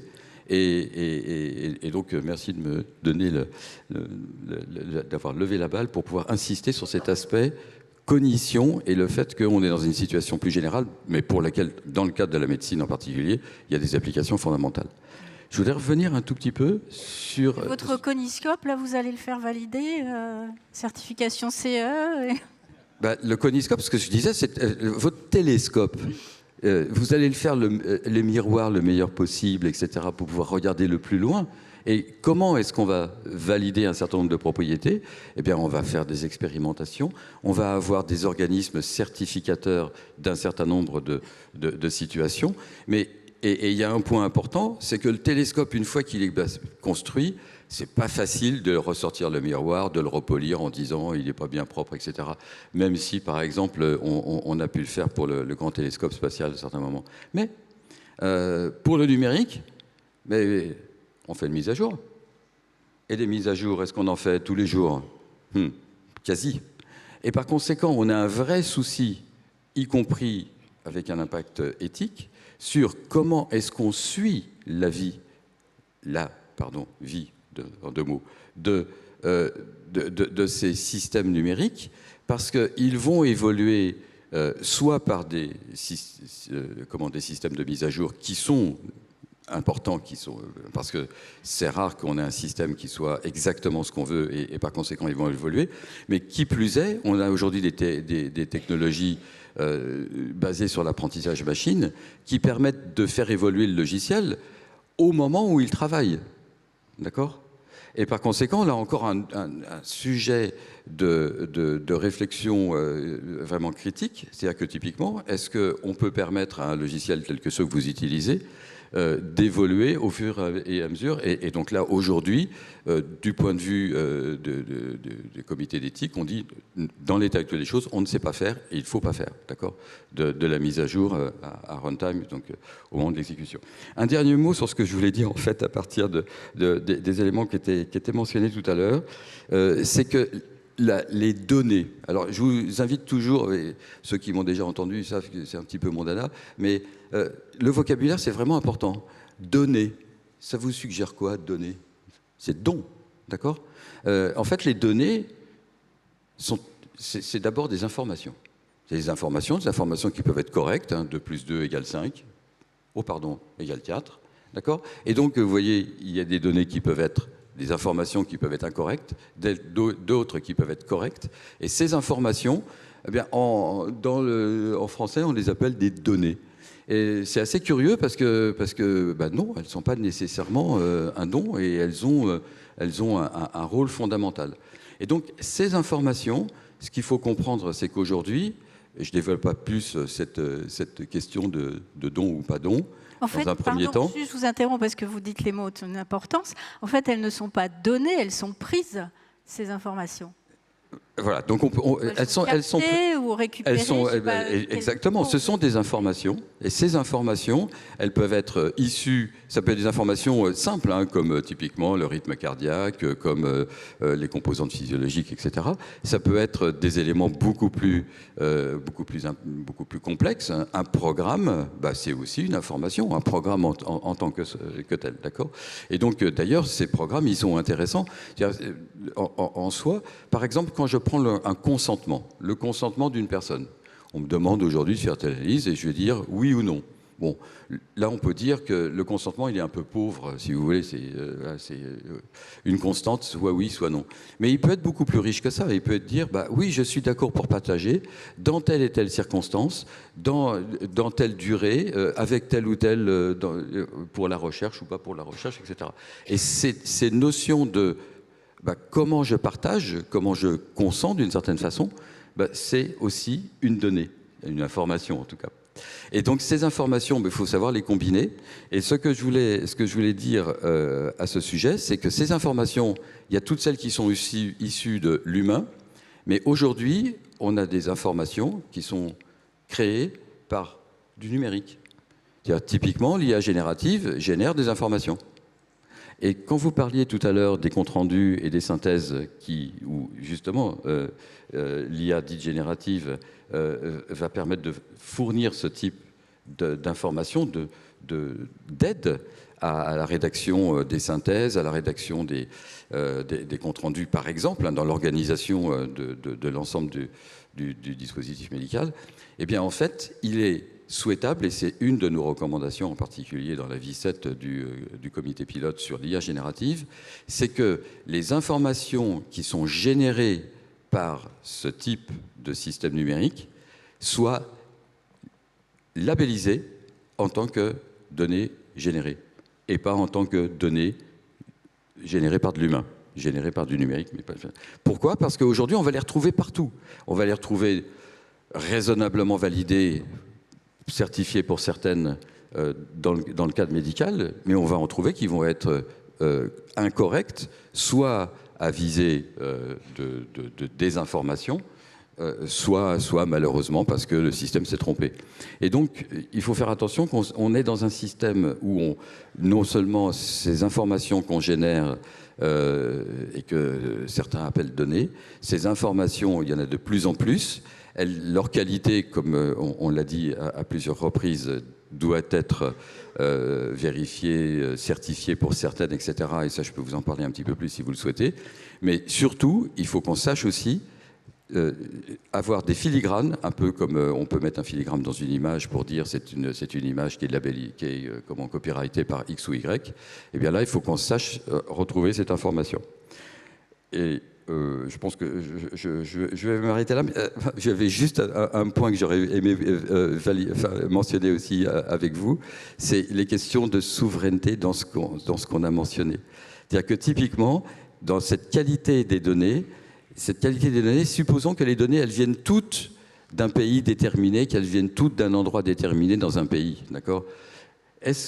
Ça va créer un vrai souci. C'est-à-dire que typiquement, c'est vraiment super d'avoir eu cette présentation de ce que vous faites là sur les aspects implantation, transplantation, de pouvoir avoir cet algorithme.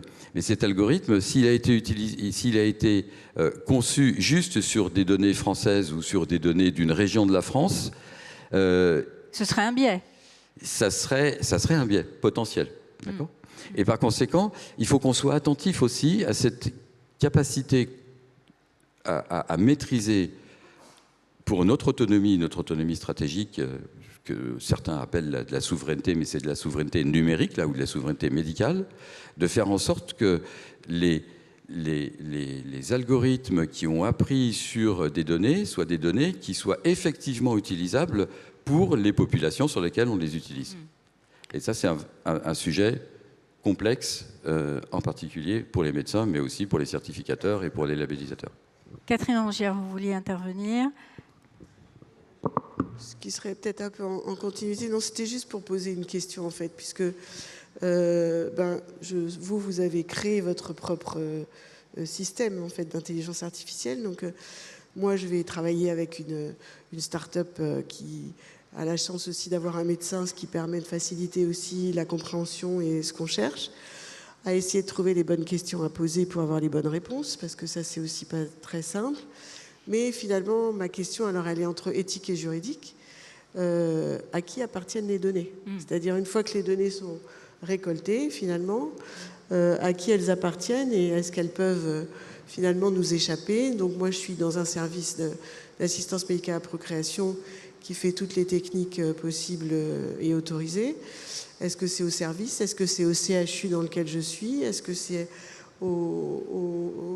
à la start-up qui va récupérer les données Donc ça, c'est une vraie question Bertrand Payès, peut-être. Ouais, j'essaie de faire une réponse courte. Alors, moi, j'ai discuté avec une entreprise, une start-up de la santé, qui justement disait L'Europe, c'est pas mal, mais c'est quand même compliqué, justement, la propriété des données. Au moins aux États-Unis, c'est simple. Quand il y a le système de santé est quand même beaucoup plus morcelé, mais au moins, quand il y a un groupement hospitalier, il a ses données, on peut faire tout ce qu'on veut avec, entre guillemets. Voilà. Donc, effectivement, en France, en Europe, il n'y a pas de régime de propriété des données. Donc, c'est un régime de droit. En fait, c'est un régime... un ensemble d'acteurs ont des droits sur des données. Et moi, en tant qu'individu, j'ai des droits, mais qui ne sont pas des droits absolus. Enfin, il y a des cas où c'est des droits absolus, et puis il y a des cas où ce n'est pas des droits absolus. Vous n'avez pas le droit de vous opposer à ce que l'assurance maladie collecte des données de santé sur vous. Vous n'avez pas le droit de dire « Ah ben non, moi je veux bien être remboursé, mais je ne veux pas que vous sachiez pourquoi. » Et vous n'avez même pas le droit de refuser l'assurance maladie, en fait. Donc il y a des cas où vous n'avez pas de droit. Et je pense que pour un certain nombre de recherches, si on parle de recherche, il y a plein de cas où on veut pas que les gens exercent leurs droits, parce qu'on veut un bel échange, on veut tout le monde, justement. L'intérêt de la recherche, c'est qu'il y ait tout le monde et que c'est pas qu'il y ait que les gens qu'il n'y ait pas de biais de sélection, parce qu'il y a que les gens qui étaient d'accord qui sont dans l'échantillon. Et puis évidemment, il y a plein d'autres cas où, évidemment, sur des interventions qui concernent les personnes, évidemment, et maintenant, sur l'usage de certaines IA, je mentionnais tout à l'heure, la loi bioéthique, elle prévoit une information. Il y a des droits des personnes, il y a aussi dans le RGPD un droit sur les décisions automatisées qui peut partiellement s'appliquer. Donc en pratique aujourd'hui, le cadre RGPD, c'est vous devez faire attention aux droits des personnes, ça c'est sûr. Parmi celles-là, il y en a un qui est cardinal, qui est l'information, donc vous devez l'informer. C'est très rare que vous pouviez vous abstenir de l'obligation d'information des personnes. Et après, vous avez des droits qui vont être liés à votre finalité. Enfin, on revient sur du cours de RGPD, des principes de base du RGPD, qui est vraiment le principe de finalité. Donc, vous avez collecté des données pour faire de la recherche, vous pouvez faire de la recherche, mais peut-être que c'était dans un champ de recherche spécifique. Si vous l'avez codé, vous ne pouvez pas en faire une utilisation commerciale, évidemment, ou vous pouvez le faire à condition de réinformer les personnes que là, vous avez demandé si elles sont d'accord pour en faire une utilisation commerciale. Et si vous voulez le revendre encore à autre chose, évidemment, il faut décliner tout ça. Donc en fait, le dialogue au moment de la collecte, au moment où la personne vous donne ces données, vous les collectez, c'est ça aussi qui va quand même construire les droits que vous allez avoir sur les données. Alexandre Loupi, vous vouliez rajouter quelque chose? Oui, tout à fait, très rapidement. Pour répondre à ta question, et pour prendre mon exemple personnel sur iBox, évidemment, on a la chance d'avoir quoi? Des tutelles. Donc INSERM, APHP, Université de Paris. Il y a des guichets uniques pour l'exploitation éventuellement commerciale de ça. Tout ça, c'est régi par des grands français européens. Donc l'iBox a été intimement lié à l'obtention d'un RHU, vous savez, c'est de plan d'investissement d'avenir qui avait été initié par le gouvernement et qui continue, et également des grands européens. Et il y a des discussions de consortium sur qu'est-ce qui est l'apport, qui est la propriété des données. C'est capital.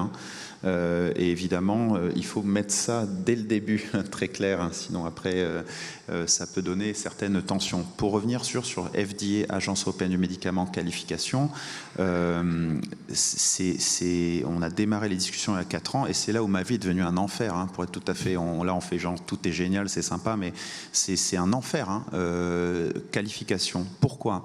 Parce que, justement, comme vous l'évoquiez, ils vous poussent dans vos retranchements, et c'est bien. On m'a demandé l'iBox, il faut valider chez les Africains américains, il faut valider en Amérique du Sud, il faut valider dans des systèmes de soins de patients qui n'ont pas accès à l'assurance maladie, il faut valider en Amérique du Nord, il faut valider en Inde, etc.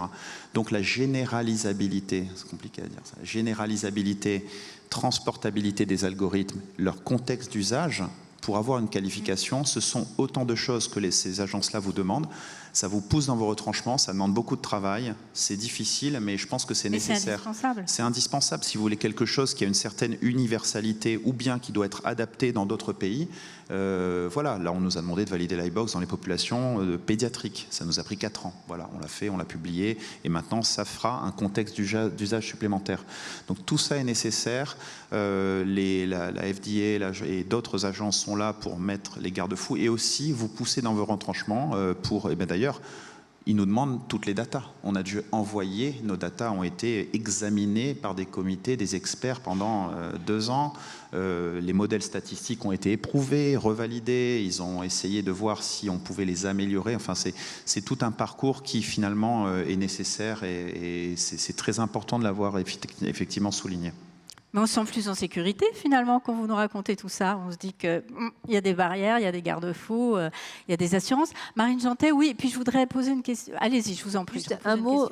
Oui, on est en sécurité, on va dire, pour l'instant en Europe, mais on est sur, on est dans le monde là. Enfin, le sujet, c'est que nous, on est très attachés dans notre système juridique et on va dire voilà, étatique au sein de l'Union européenne à certaines valeurs et à certains concepts qui effectivement compliquent la donne, mais à mon avis dans notre intérêt commun.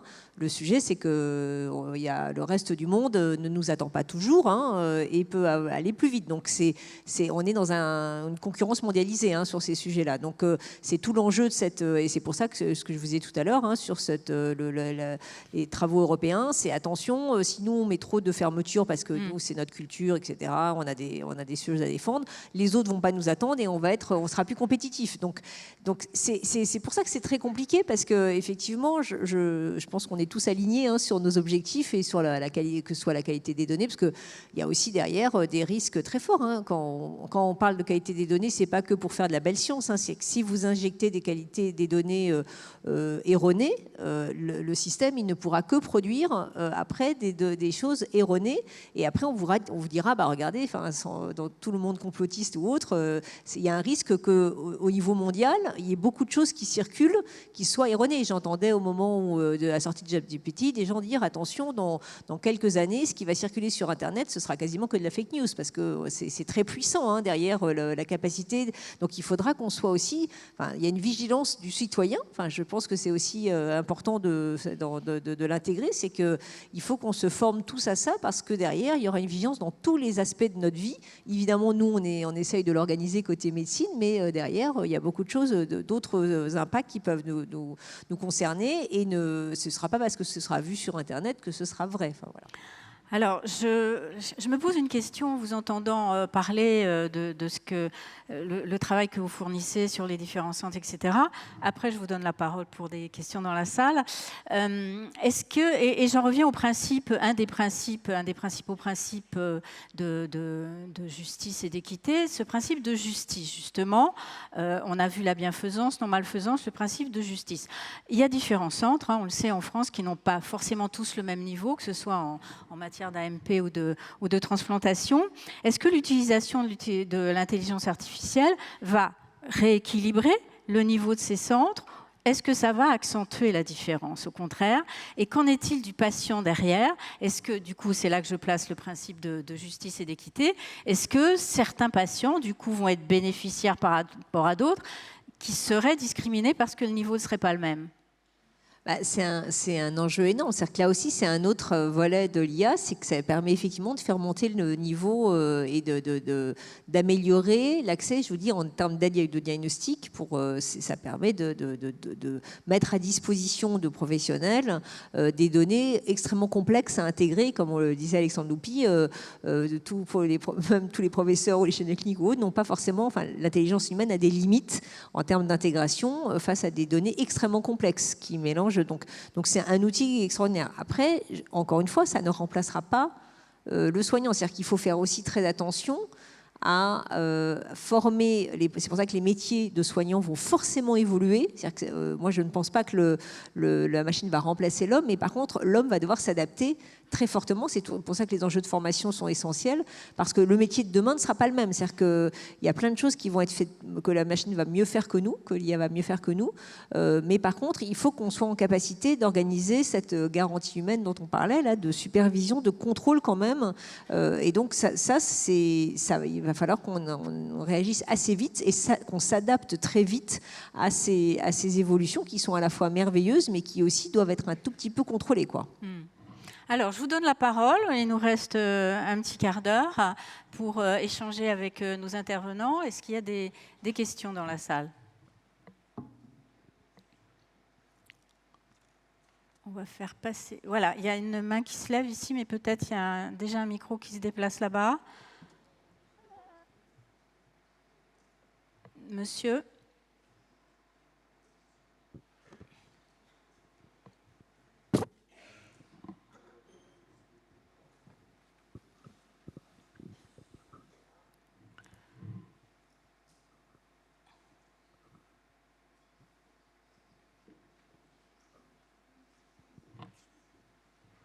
Un micro. Alors, un micro qui marche. Il marche ? Voilà, ça y est. Je vous entends, je vous en prie. Docteur Abold, je suis référent greffe dans l'ARS Nouvelle-Aquitaine, mais surtout dans la même ARS, je suis conseiller santé, prévention et offre de soins. Je voudrais mesurer si c'est de l'illusion ou un objectif commun que nous avons d'avoir une transition vers le dossier médical partagé, vers un dossier médical partagé intelligent, compte tenu de l'enjeu du bon usage de l'offre de soins. Alors on est en plein dans le dur en ce moment, hein, avec des difficultés d'accès dessus, mais de passer aux expérimentations absolument nécessaires dans des niches quelque part, à la généralisation citoyenne de l'outil qui permettrait de la naissance au parcours de vie d'être une aide à la décision, qui nous permettrait, avec des données de santé qui me semblent très manquantes pour certains domaines, qui sont notamment les expositions. On peut avoir le meilleur patrimoine au départ. Si on a accès aux données de santé de la carte bancaire qui montre qu'on a consommé de l'alcool toutes les semaines dessus, ça change un peu la donne par rapport à cette médecine environnementale. Et donc ma question est en effet celle-ci, c'est de dire est-ce que c'est une illusion ou est-ce que c'est un objectif que de se dire à un moment donné on pourra guider le parcours de vie avec les précautions assurantielles et autres, hein, qui existent évidemment dans la non-malfaisance de l'utilisation des données de santé, pour pouvoir à la fois mieux utiliser le système de santé. C'est un objectif un petit peu égoïste d'une ARS qui doit piloter ces éléments-là, mais aussi individuellement, d'être beaucoup mieux suivi en prévention secondaire notamment et en parcours de vie derrière. Qui veut répondre? Illusion, objectif? Marine Chantet, puis Claude Kirchner, si vous voulez. Oui, je pense qu'à terme, c'est un outil extraordinaire pour arriver à conseiller les gens. Voilà. Et donc, on le fait déjà hein, sur certains types de traitements en oncologie. Hein, on arrive avec les caractéristiques génétiques de certaines tumeurs. On sait que certains médicaments vont être certaines chimios vont être plus efficaces. Donc, ça permet déjà, de choisir la chimio, de prédire la survie, et 3, d'éviter des effets secondaires à des gens qui n'en auraient pas besoin, et d'orienter. Et donc, ça, on sait que ça va commencer à fonctionner. Après, encore une fois, il faudra faire très attention dans ces parcours pour que les patients restent décisionnaires. C'est-à-dire que c'est pas la machine qui va imposer aux patients de choisir. C'est pour ça que tout le sujet du consentement, qu'on a un peu évoqué, mais qui est essentiel, parce que bien sûr qu'il y a un moment où il faut expliquer aux gens leurs risques, et ça peut être un outil très important, mais ça restera des probabilités. L'être humain, on ne va pas encore complètement contrôler toute la machine de l'être humain, quoi. Donc c'est pour ça qu'il faut s'en servir comme outil de sensibilisation peut-être et d'alerte, mais sans toucher à la liberté individuelle de chacun de faire ce qu'il veut de sa vie, quoi. Alexandre Loupy et Claude Kirchner, allez-y, puis ensuite... Je vais vous répondre Oui, on m'entend là ? Oui. Oui. Je vais vous répondre en 2 volets. On a un laboratoire d'expérimentation qui répond exactement à votre question. C'est-à-dire qu'aujourd'hui, le système connecté récupère toutes les données de ville, récupère les patients, ils ont un OCR, ils photographient leur PDF, ça rentre dans l'interface, c'est interopéré avec des systèmes hospitaliers, et on a connecté de Internet of Things, c'est-à-dire des balances connectées, des tensiomètres connectés, et donc tout ça rentre continuellement en fait dans la machine, et la machine produit et update des algorithmes pour que le médecin ait un dashboard. Donc ça, c'est le laboratoire, mais on le fait maintenant sur un certain nombre de centres en Europe. Donc maintenant, votre question, c'est comment ça devient quelque chose de beaucoup plus global, est-ce que ça a vocation à devenir quelque chose de beaucoup plus global? La réponse est clairement oui. On est en train de faire des systèmes d'interopérabilité avec différentes sources de données, le HLA, l'histologie, les données environnementales, les données personnelles, etc., et avec les objets connectés. Donc oui, on doit aller vers ça. Je dirais qu'avant d'aller sur Mars, on va sur la Lune. Moon Landing, c'est le laboratoire qui arrive déjà à montrer cette preuve de concept, la POC, et après on ira et on travaillera pour ça avec des agences et avec différents organismes. Donc je pense que l'objectif c'est celui-là. Est-ce qu'on y est? Non. Est-ce qu'on y sera un jour? Certainement. Je ne vois pas comment ce ne sera pas possible, où on aura en fait une collecte massive d'informations à l'échelle individuelle chez tous les patients, qui viendront alimenter des algorithmes et qui auront les différentes pièces du puzzle qui permettront de suivre les malades, d'avoir des modèles dynamiques de prédiction du risque et des recommandations en fonction de ça. Donc ça, je pense que c'est très clairement le cas. Quelques éléments de réponse aussi à cette question vraiment fondamentale. D'abord, on a insisté, et on le voit bien, l'importance, bien sûr, d'avoir des données de qualité et des données massives. Je trouve remarquable qu'on ait développé en France Mon Espace Santé et qu'on a aujourd'hui une base maîtrisée qui nous permet d'avoir une collection de données de santé tout à fait intéressante qu'il faut pouvoir étendre et qui est en cours d'extension avec un certain nombre de capacités pour faire en sorte que ça soit des données non seulement du patient mais de l'individu, parce que l'ensemble de la vie de la personne est numérisé et est intéressante. Je voudrais insister sur le fait qu'il y a une question profonde, un enjeu d'éthique là qui est important, qui est celui relatif à la responsabilité des individus relativement à leurs données. C'est-à-dire, chacun d'entre nous, on crée des informations, et ces données, ces informations, où se retrouvent-elles in fine? Et je voudrais vous donner juste l'exemple pour faire un tout petit peu peur à certains moments et montrer que la responsabilité de l'individu est vraiment fondamentale. Vous avez peut-être vu que récemment, 23andMe, qui est cette entité qui, si vous leur envoyez un petit peu de salive et ils vont vous renvoyer votre génotypage, eh bien, ils viennent de se faire pirater quelques 2 millions de comptes et 2 millions donc de traçage d'ADN. C'est ça qui risque de nous arriver sur toutes les informations de santé qui ne sont pas déposées sur des plateformes de données de santé qui soient maîtrisées. Et d'où l'importance de cette souveraineté numérique et médicale pour faire en sorte qu'on maîtrise ces données. Je vous laisse juste imaginer ce qu'on peut faire avec 2 millions de génomes aujourd'hui qui ont été déposés par les gens. C'est juste abominable ce qu'on peut créer comme argent, comme moyen de manipulation en utilisant ces données. D'accord ? Mais est-ce qu'il y a assez de garde-fous justement mis en place pour prévenir les gens de cette non-fiabilité en fait ? Alors, on espère que, et je pense que Bertrand va aussi aller dans ce sens-là et éclairer un certain nombre de garde-fous. Il y a d'abord le garde-fou de vous êtes en train de mettre vos données, typiquement une donnée qui est éminemment personnelle, juste votre ADN, d'accord, la description de votre ADN, vous la mettez juste dans une entité qui n'est pas sous votre contrôle en tant que citoyen d'un pays tel que la France, d'accord ? Et donc, vous le mettez juste, vous le lancez comme ça, vous espérez que ça va arriver, puis de toute façon vous dites c'est pas grave, c'est juste un peu de salive, c'est pas... et en fait, vous recevez un mail un jour en vous disant, au fait, vous êtes sûr que vous êtes bien le fils de votre père, par exemple, d'accord ? Ça peut permettre de déstabiliser quelques personnes. Vous cherchez votre père biologique ? Écoutez, pour 10 000 €, il n'y a pas de souci, on vous le donne.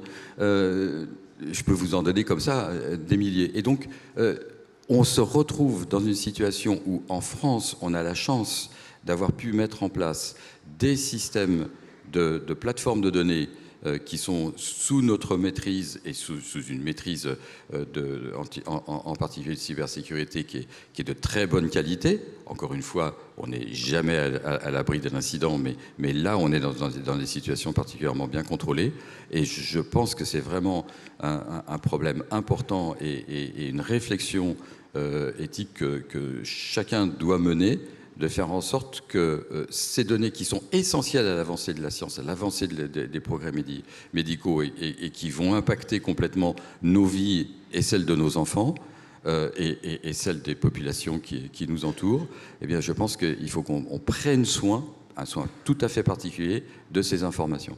Mais vous avez raison, oui Bertrand Payet, je vous donne la parole, mais je trouve que c'est essentiel effectivement de mettre en garde parce que le système marketing de ces sociétés est tellement fort, tellement intense que c'est présenté presque comme un jeu. Tiens, je vais aller chercher si je descends de je ne sais qui et que peut-être il faudrait, je ne sais pas, mettre en place des campagnes d'information, de mise en garde ou d'explication parce que sans doute que l'enjeu derrière n'est pas autant perçu que comme vous venez de l'expliquer, effectivement. Juste un mot pour dire qu'au niveau éthique, on a dit qu'il ne fallait pas le faire, hein, et il fallait le faire sur un niveau maîtrisé, mais du point de vue de la loi, c'est y compris quelque chose qui n'est pas permis. C'est-à-dire que typiquement aujourd'hui, tout à chacun ne peut pas se faire séquencer son ADN. Et évidemment, en France hein, bien sûr. Mais il y a un certain nombre de sociétés commerciales qui le proposent. Il suffit d'envoyer un échantillon, c'est extrêmement simple. Et on voit le résultat qu'il peut y avoir, malheureusement. Mais c'est vraiment quelque chose qu'il faut savoir prendre en compte. Bertrand Payet. Oui, alors du coup sur la sécurité, enfin, je l'ai mentionné au début, mais c'est pour ça qu'on veut être très très exigeant sur les entrepôts de données de santé. On n'est jamais à l'abri d'un incident. Alors il y en a pas mal dans des hôpitaux aujourd'hui qui sont des endroits où on n'est peut-être pas aussi exigeant. Piraté. On y travaille aussi, mais il n'y a pas les mêmes types de données. On espère qu'il n'y a pas beaucoup de données génomiques ou même de grandes bases de données de santé. Donc c'est une partie de la réponse et puis peut-être que malheureusement il y aura peut-être encore un problème. On ne peut jamais dire qu'il y aura jamais de problème nulle part, mais on fait tout ce qu'on peut pour les éviter. Je voudrais juste répondre en CNIL, canal historique. Je sais qu'il y a une seule question, on va passer pas le temps dessus, mais CNIL est un peu canal historique sur comment on prévoit, comment on intègre notamment des données de mode de vie. Enfin là on est vraiment au cœur de notre mission, hein, que l'informatique se fasse au service des citoyens. Donc, quand on est dans une affection longue durée, on a une greffe, qu'on ait un suivi très étendu, je pense que les patients eux-mêmes le demandent en fait. Ils sont prêts à donner toutes les données que vous voulez pour si ça peut améliorer leur situation. Quand on est mais quand on est un patient qui n'est pas dans cette situation-là, croiser des données de consommation d'alcool, de cigarettes avec des données de santé, enfin, je pense qu'il faut quand même faire attention. Malheureusement, c'est toujours possible pour quelqu'un qui a un cancer du poumon de continuer à fumer et il n'a pas forcément à en rendre compte à quelqu'un et il n'a pas, voilà, c'est plus utile pour le médecin de le savoir quand même que de ne pas le savoir, mais ça reste quand même sa liberté fondamentale de faire ça. Et donc nous, mon espace santé, nous aussi on regarde ça avec intérêt parce que c'est aussi ça qui va permettre pas seulement à des gens sous ALD, mais aussi à des gens normaux de faire venir, enfin je ne sais pas si vous l'avez, mais moi je l'utilise effectivement, et donc ma biologie tombe directement, ma radio tombe directement dans mon espace santé, et donc ça va faire quand même un patrimoine exploitable, et puis dans 2 ans, je permettrai à des applis, alors qu'ils font eux-mêmes qualification, enfin plein de trucs à faire, qui pourront peut-être analyser et m'apporter une information, et je pense que tout ça est bien, mais il faut que ça reste sous le contrôle de la personne. Il faut que ce soit, le législateur a décidé que cet espace santé allait être créé par défaut. Donc si les gens font rien, il est créé, il est là. Donc la plupart d'entre vous, vous en avez un, vous ne l'avez peut-être pas créé, mais il a été créé pour vous. Donc ça, c'est bien en termes de politique publique sans doute. Mais à la fin, c'est quand même aux gens de décider ce qu'ils font et à qui ils donnent. Est-ce que telle appli qui analyse, qui leur va leur dire attention, vous avez un risque de je sais pas quoi. Ils ont envie de le savoir, pas envie de le savoir. Et je pense que ce contrôle individuel, il est quand même au cœur de notre société démocratique, de liberté, y compris pour la prise en charge médicale. Catherine Rongière, oui, je vous en prie. Petite remarque. La première, c'est que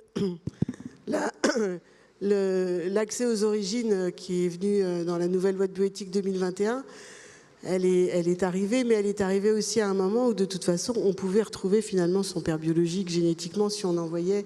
Et je vous rappelle que Arthur Kermel-Vezen, il a retrouvé son donneur, alors qu'en France, personne ne voulait lui donner le nom du donneur. Il l'a retrouvé de cette façon. Donc on allait de toute façon se confronter à une situation impossible, autant le faire de façon, je dirais, safe pour autant pour les donneurs que pour les enfants nés issus de dons.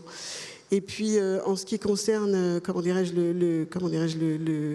le problème du tabac, de l'alcool et tout ça, c'est là où je dirais c'est là où l'humain revient, c'est-à-dire c'est là où la relation avec le médecin est super importante, et s'il a confiance et qu'il n'est pas dans le jugement, il va pouvoir avoir ces informations-là.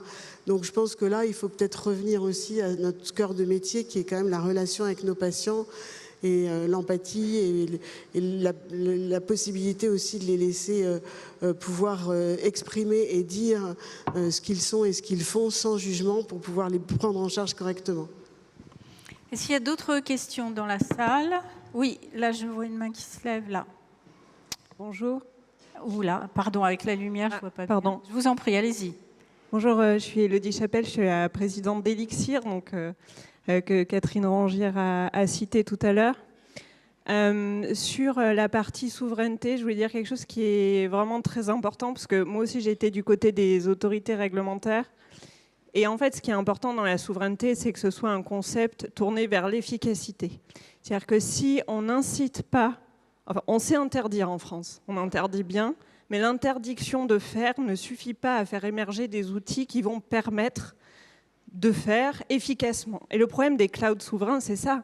Pourquoi les gens ne vont pas sur des clouds souverains ou des clouds qui sont français? Parce que parfois, ils sont inférieurs en termes de fonctionnalité ou même de sécurité en pratique que d'autres clouds. Et la capacité à favoriser une innovation française dès le départ, qui est efficace, c'est aussi la capacité à l'encadrer et à ne pas l'interdire. C'est pour ça que le dialogue avec les autorités réglementaires, il est hyper important. Parfois, il y a une méfiance vis-à-vis des industriels et de l'action privée en France. Et ça, c'est dommage, parce que quand on ne dialogue pas dès le départ avec ceux qui font l'innovation, c'est à ce moment-là que l'innovation qui arrive sur le marché ne correspond pas aux attentes des autorités réglementaires et globalement des citoyens ou de la puissance publique. Donc c'est pour ça, voilà, je veux dire, pour créer une innovation française efficace et respectueuse de toutes les attentes, il faut savoir inciter et pas seulement interdire. Et sur l'IA, ce sera la même chose. Parce que interdire l'IA en Europe, ça sera faire de l'IA aux États-Unis, en Chine, qui reviendra en France parce que les Français l'achèteront à la fin. Mais ce ne sera pas une innovation française. Donc voilà, pour moi, c'est vraiment important. Comme Merci. Quelqu'un veut réagir, Alexandre Loupy? Oui, je vais donner une anecdote. J'adhère complètement à ce que vous venez de dire. C'est important de réguler. Il faut garder aussi notre agilité, puisque si on perd ça, évidemment, je pense qu'on a déjà perdu le cloud souverain, et puis on va perdre l'IA, alors qu'en France, on a plein de choses.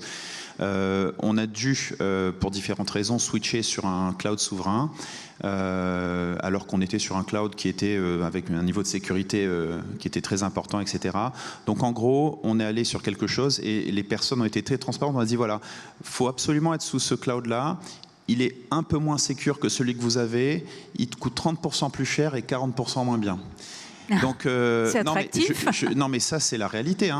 Donc, je ne vais pas citer de nom, mais attention, très bien, la régulation, etc. Il faut qu'en France, si on se donne les moyens des clouds souverains, qu'on ait des choses qui soient, voilà, qui aient le niveau aussi d'exigence, d'efficacité, puisque on nous fait faire des choix entre guillemets technologiques sur les clouds qui parfois, dans certaines situations, ne répondent pas forcément à nos exigences et n'ont pas des fonctionnalités dont on aurait besoin.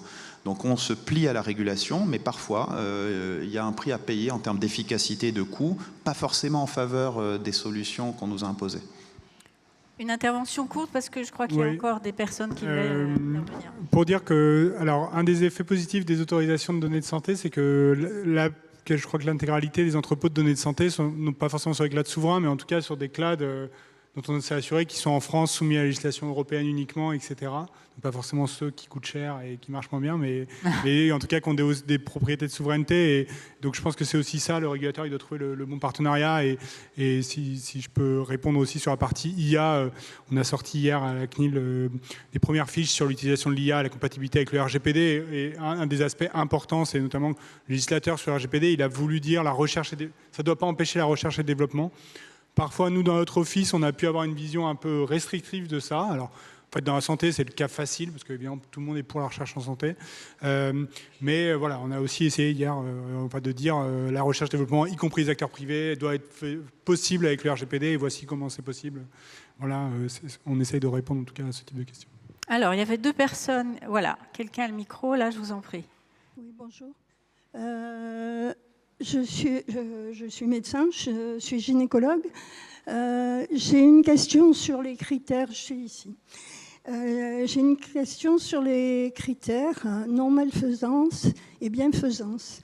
C'est un exemple concret. Nous avons vécu ces derniers temps l'arrivée de la tomosynthèse dans la radio du sein. C'est un outil extraordinaire. C'est probablement créateur de beaucoup d'images et de bel avenir pour l'intelligence artificielle. Sur cet examen-là, on a un critère, on a plusieurs fabricants, on a plusieurs logiciels, on a des logiciels qui peuvent changer avec des mises à jour fabuleuses, comme ça a pu être souligné. Et en fait, on se retrouve avec un critère qui est donné, qui est le critère de non-malfaisance, puisqu'on fait appel à la dosimétrie, mais on a perdu le critère de qualité de l'image. Donc, comment est-ce que les agences qui contrôlent les dispositifs vont-elles s'adapter à respecter l'ensemble des critères et à les faire respecter par les fabricants? C'est une question. Qui souhaite répondre? Je ne sais pas. Pas moi. Mais je ne vais pas répondre évidemment directement à votre question, parce que tout ce qu'on peut faire, nous, du point de vue de la réflexion sur les enjeux d'éthique relatifs à ce que vous mentionnez et qu'on a mentionné là au cours de notre discussion, c'est clairement qu'il faut que les agences mettent en place la capacité à pouvoir discriminer justement ce type de problème et faire en sorte, mais tout ce qu'on peut faire, nous, c'est donner les recommandations qui vont dans ce sens-là, et voilà, je ne peux qu'aller que dans votre sens. Mais après, c'est difficile de dire X ou Y agence. Après, il faut qu'on comprenne au niveau global, en particulier au niveau français et européen, comment est-ce qu'on peut mettre ceci en œuvre, et comme vous le dites, c'est une vraie difficulté. Bertrand Paliès, vous voulez ajouter quelque chose? Non, juste pour dire, l'enjeu d'éthique s'applique aussi au régulateur, hein, parce qu'effectivement, le régulateur, il a lui-même des angles des choses qui lui semblent plus importantes que d'autres, et je pense que sur l'utilisation de l'IA, il doit lui-même intégrer, est-ce que c'est pas un comité d'éthique qui l'éclaire, est-ce que c'est parce qu'il a un collège, nous, je pense qu'une manière dont ça se traite avec CNIL, c'est qu'on a un collège assez vaste, donc on a 18 personnes, il y a toujours quelqu'un qui va amener ce type de sujet en disant, mais est-ce que, attendez, là, on n'est pas en train d'encourager un modèle technologique qui n'est pas le bon, etc. Mais voilà, enfin, on a parlé des professionnels, mais ça s'applique aussi évidemment au régulateur qui lui-même va beaucoup structurer l'activité des entreprises. On a le temps pour encore 1 ou 2 autres questions. Est-ce qu'il y en a? Madame. Bonjour. Vous m'entendez? Est-ce que le micro marche? Est-ce que si je force ma voix, vous m'entendez? C'est mieux avec le micro. Bonjour, Cécile Vazeille, directrice Orange Santé. Orange, on est cloud provider, évidemment, donc on fait un cloud un peu plus cher et très bien. Et on ne fait pas que ça, on fait aussi tout un travail sur la donnée, de la récolte à l'interopérabilité des systèmes, et la protection aussi, protection de la donnée et protection des algorithmes. Ma question concerne l'AMP et l'Agence de biomédecine. À quand un entrepôt de données de santé sur l'AMP avec des données cliniques, des données de ville et des données de vie réelle? Catherine Rongière, Marine Jantet. Je ne sais pas si j'ai bien compris votre question. Vous vouliez savoir comment on pourrait récolter de façon nationale, c'est ça? Oui, c'est ça. Voilà. Alors, récolter, stocker, je laisserai, valoriser. La présidente de l'agence répondre aussi à cette question. Ça fait déjà plusieurs années qu'on récupère les données, qu'on peut d'ailleurs récupérer en temps réel. Maintenant, toutes les données patientes ne sont pas encore totalement incluses. Et le calcul des résultats est aussi, pour l'instant, il évolue au fur et à mesure du temps. Et ça demande du temps, hein, parce que, comme l'a dit notre collègue Alexandre, chacun pensait travailler de la meilleure façon qui soit. Et donc, c'est un peu difficile de pouvoir finalement donner les résultats en se rendant compte que c'était peut-être pas si parfait. Donc, les choses évoluent au fur et à mesure. Et donc, je pense qu'aujourd'hui, en tout cas, on arrive à avoir des résultats, des centres. Alors pour l'instant, c'est un peu complexe pour s'y retrouver, savoir quel est le centre, qui est quoi. Mais je pense que c'est juste une question de temps et qu'on aura à peu près ce qu'on peut avoir avec la HFEA, par exemple, en Angleterre, et ce qu'on n'a pas encore en France. Mais pour moi, les choses sont en bonne voie, je pense. Juste un complément, vous savez qu'il y a quand même encore pas tant que ça d'entrepôts de données thématique par thématique. Enfin, c'est-à-dire qu'on a des données, on a un truc génial en France, c'est les données de Mon Espace Santé, de la CNAM, enfin le SNDS, mais qui ne sont pas des données de résultats médicaux, c'est des données de remboursement, donc c'est un proxy, c'est pas, et justement il y a plein d'études en cours pour commencer à monter en charge sur les résultats de biologie, les données, mais encore une fois toujours avec l'accord du patient, comme on le disait, parce que c'est pas un truc automatique. Vous savez quand même que pendant la crise Covid, il y a eu des débats sur vos tests, quand on allait se tester, le résultat arrivait directement sur un système centralisé, ça pose question sur le consentement, c'est une donnée nominative très forte, donc voilà, ça n'existe pas. Nous, on a la chance à l'agence d'avoir un registre extraordinaire sur le registre Rhin, sur la partie de la maladie rénale, qui est unique au monde, qui nous permet depuis 20 ans d'avoir des données exhaustives sur les patients dialysés, qui est une base de données extraordinaire qui permet d'améliorer, mais on l'a pas encore, et on n'a pas encore une mission. Je le précise, à l'agence n'a pas la mission encore du pilotage de l'activité de l'AMP. Ça va peut-être venir un jour, mais pour l'instant, ça ne l'est pas. Donc peut-être que si on réfléchit à ça, parce qu'on voit bien qu'il y a un besoin, enfin, on est sous tension sur le système depuis quelques mois, depuis 2 ans avec la nouvelle loi de bioéthique, peut-être que si on nous donne cette mission-là, mais il faut que le législateur le décide, on peut après envisager de construire un système d'information national qui permettrait justement de construire ça. Mais pour l'instant, on ne le fait pas sans cadre, encore une fois, ni législatif ni réglementaire. Merci à tous, merci aux différents intervenants. Nous allons clore cette table ronde. Merci d'avoir échangé sur 2 sujets, je pense, irrémédiablement liés, que sont intelligence artificielle et éthique, car vous le savez bien évidemment, science sans conscience n'est que ruine de l'âme, donc il y a forcément un lien entre les deux. Merci à tous, vous allez pouvoir, il y a aussi des nourritures terrestres dont il faut tenir compte, donc il y a une restauration dans la galerie, un espace de discussion au salon Honora, et bien évidemment s'affichent tous les ateliers et les sessions auxquelles vous allez pouvoir participer pendant 2 jours. Je vous souhaite de très bonnes rencontres. Merci.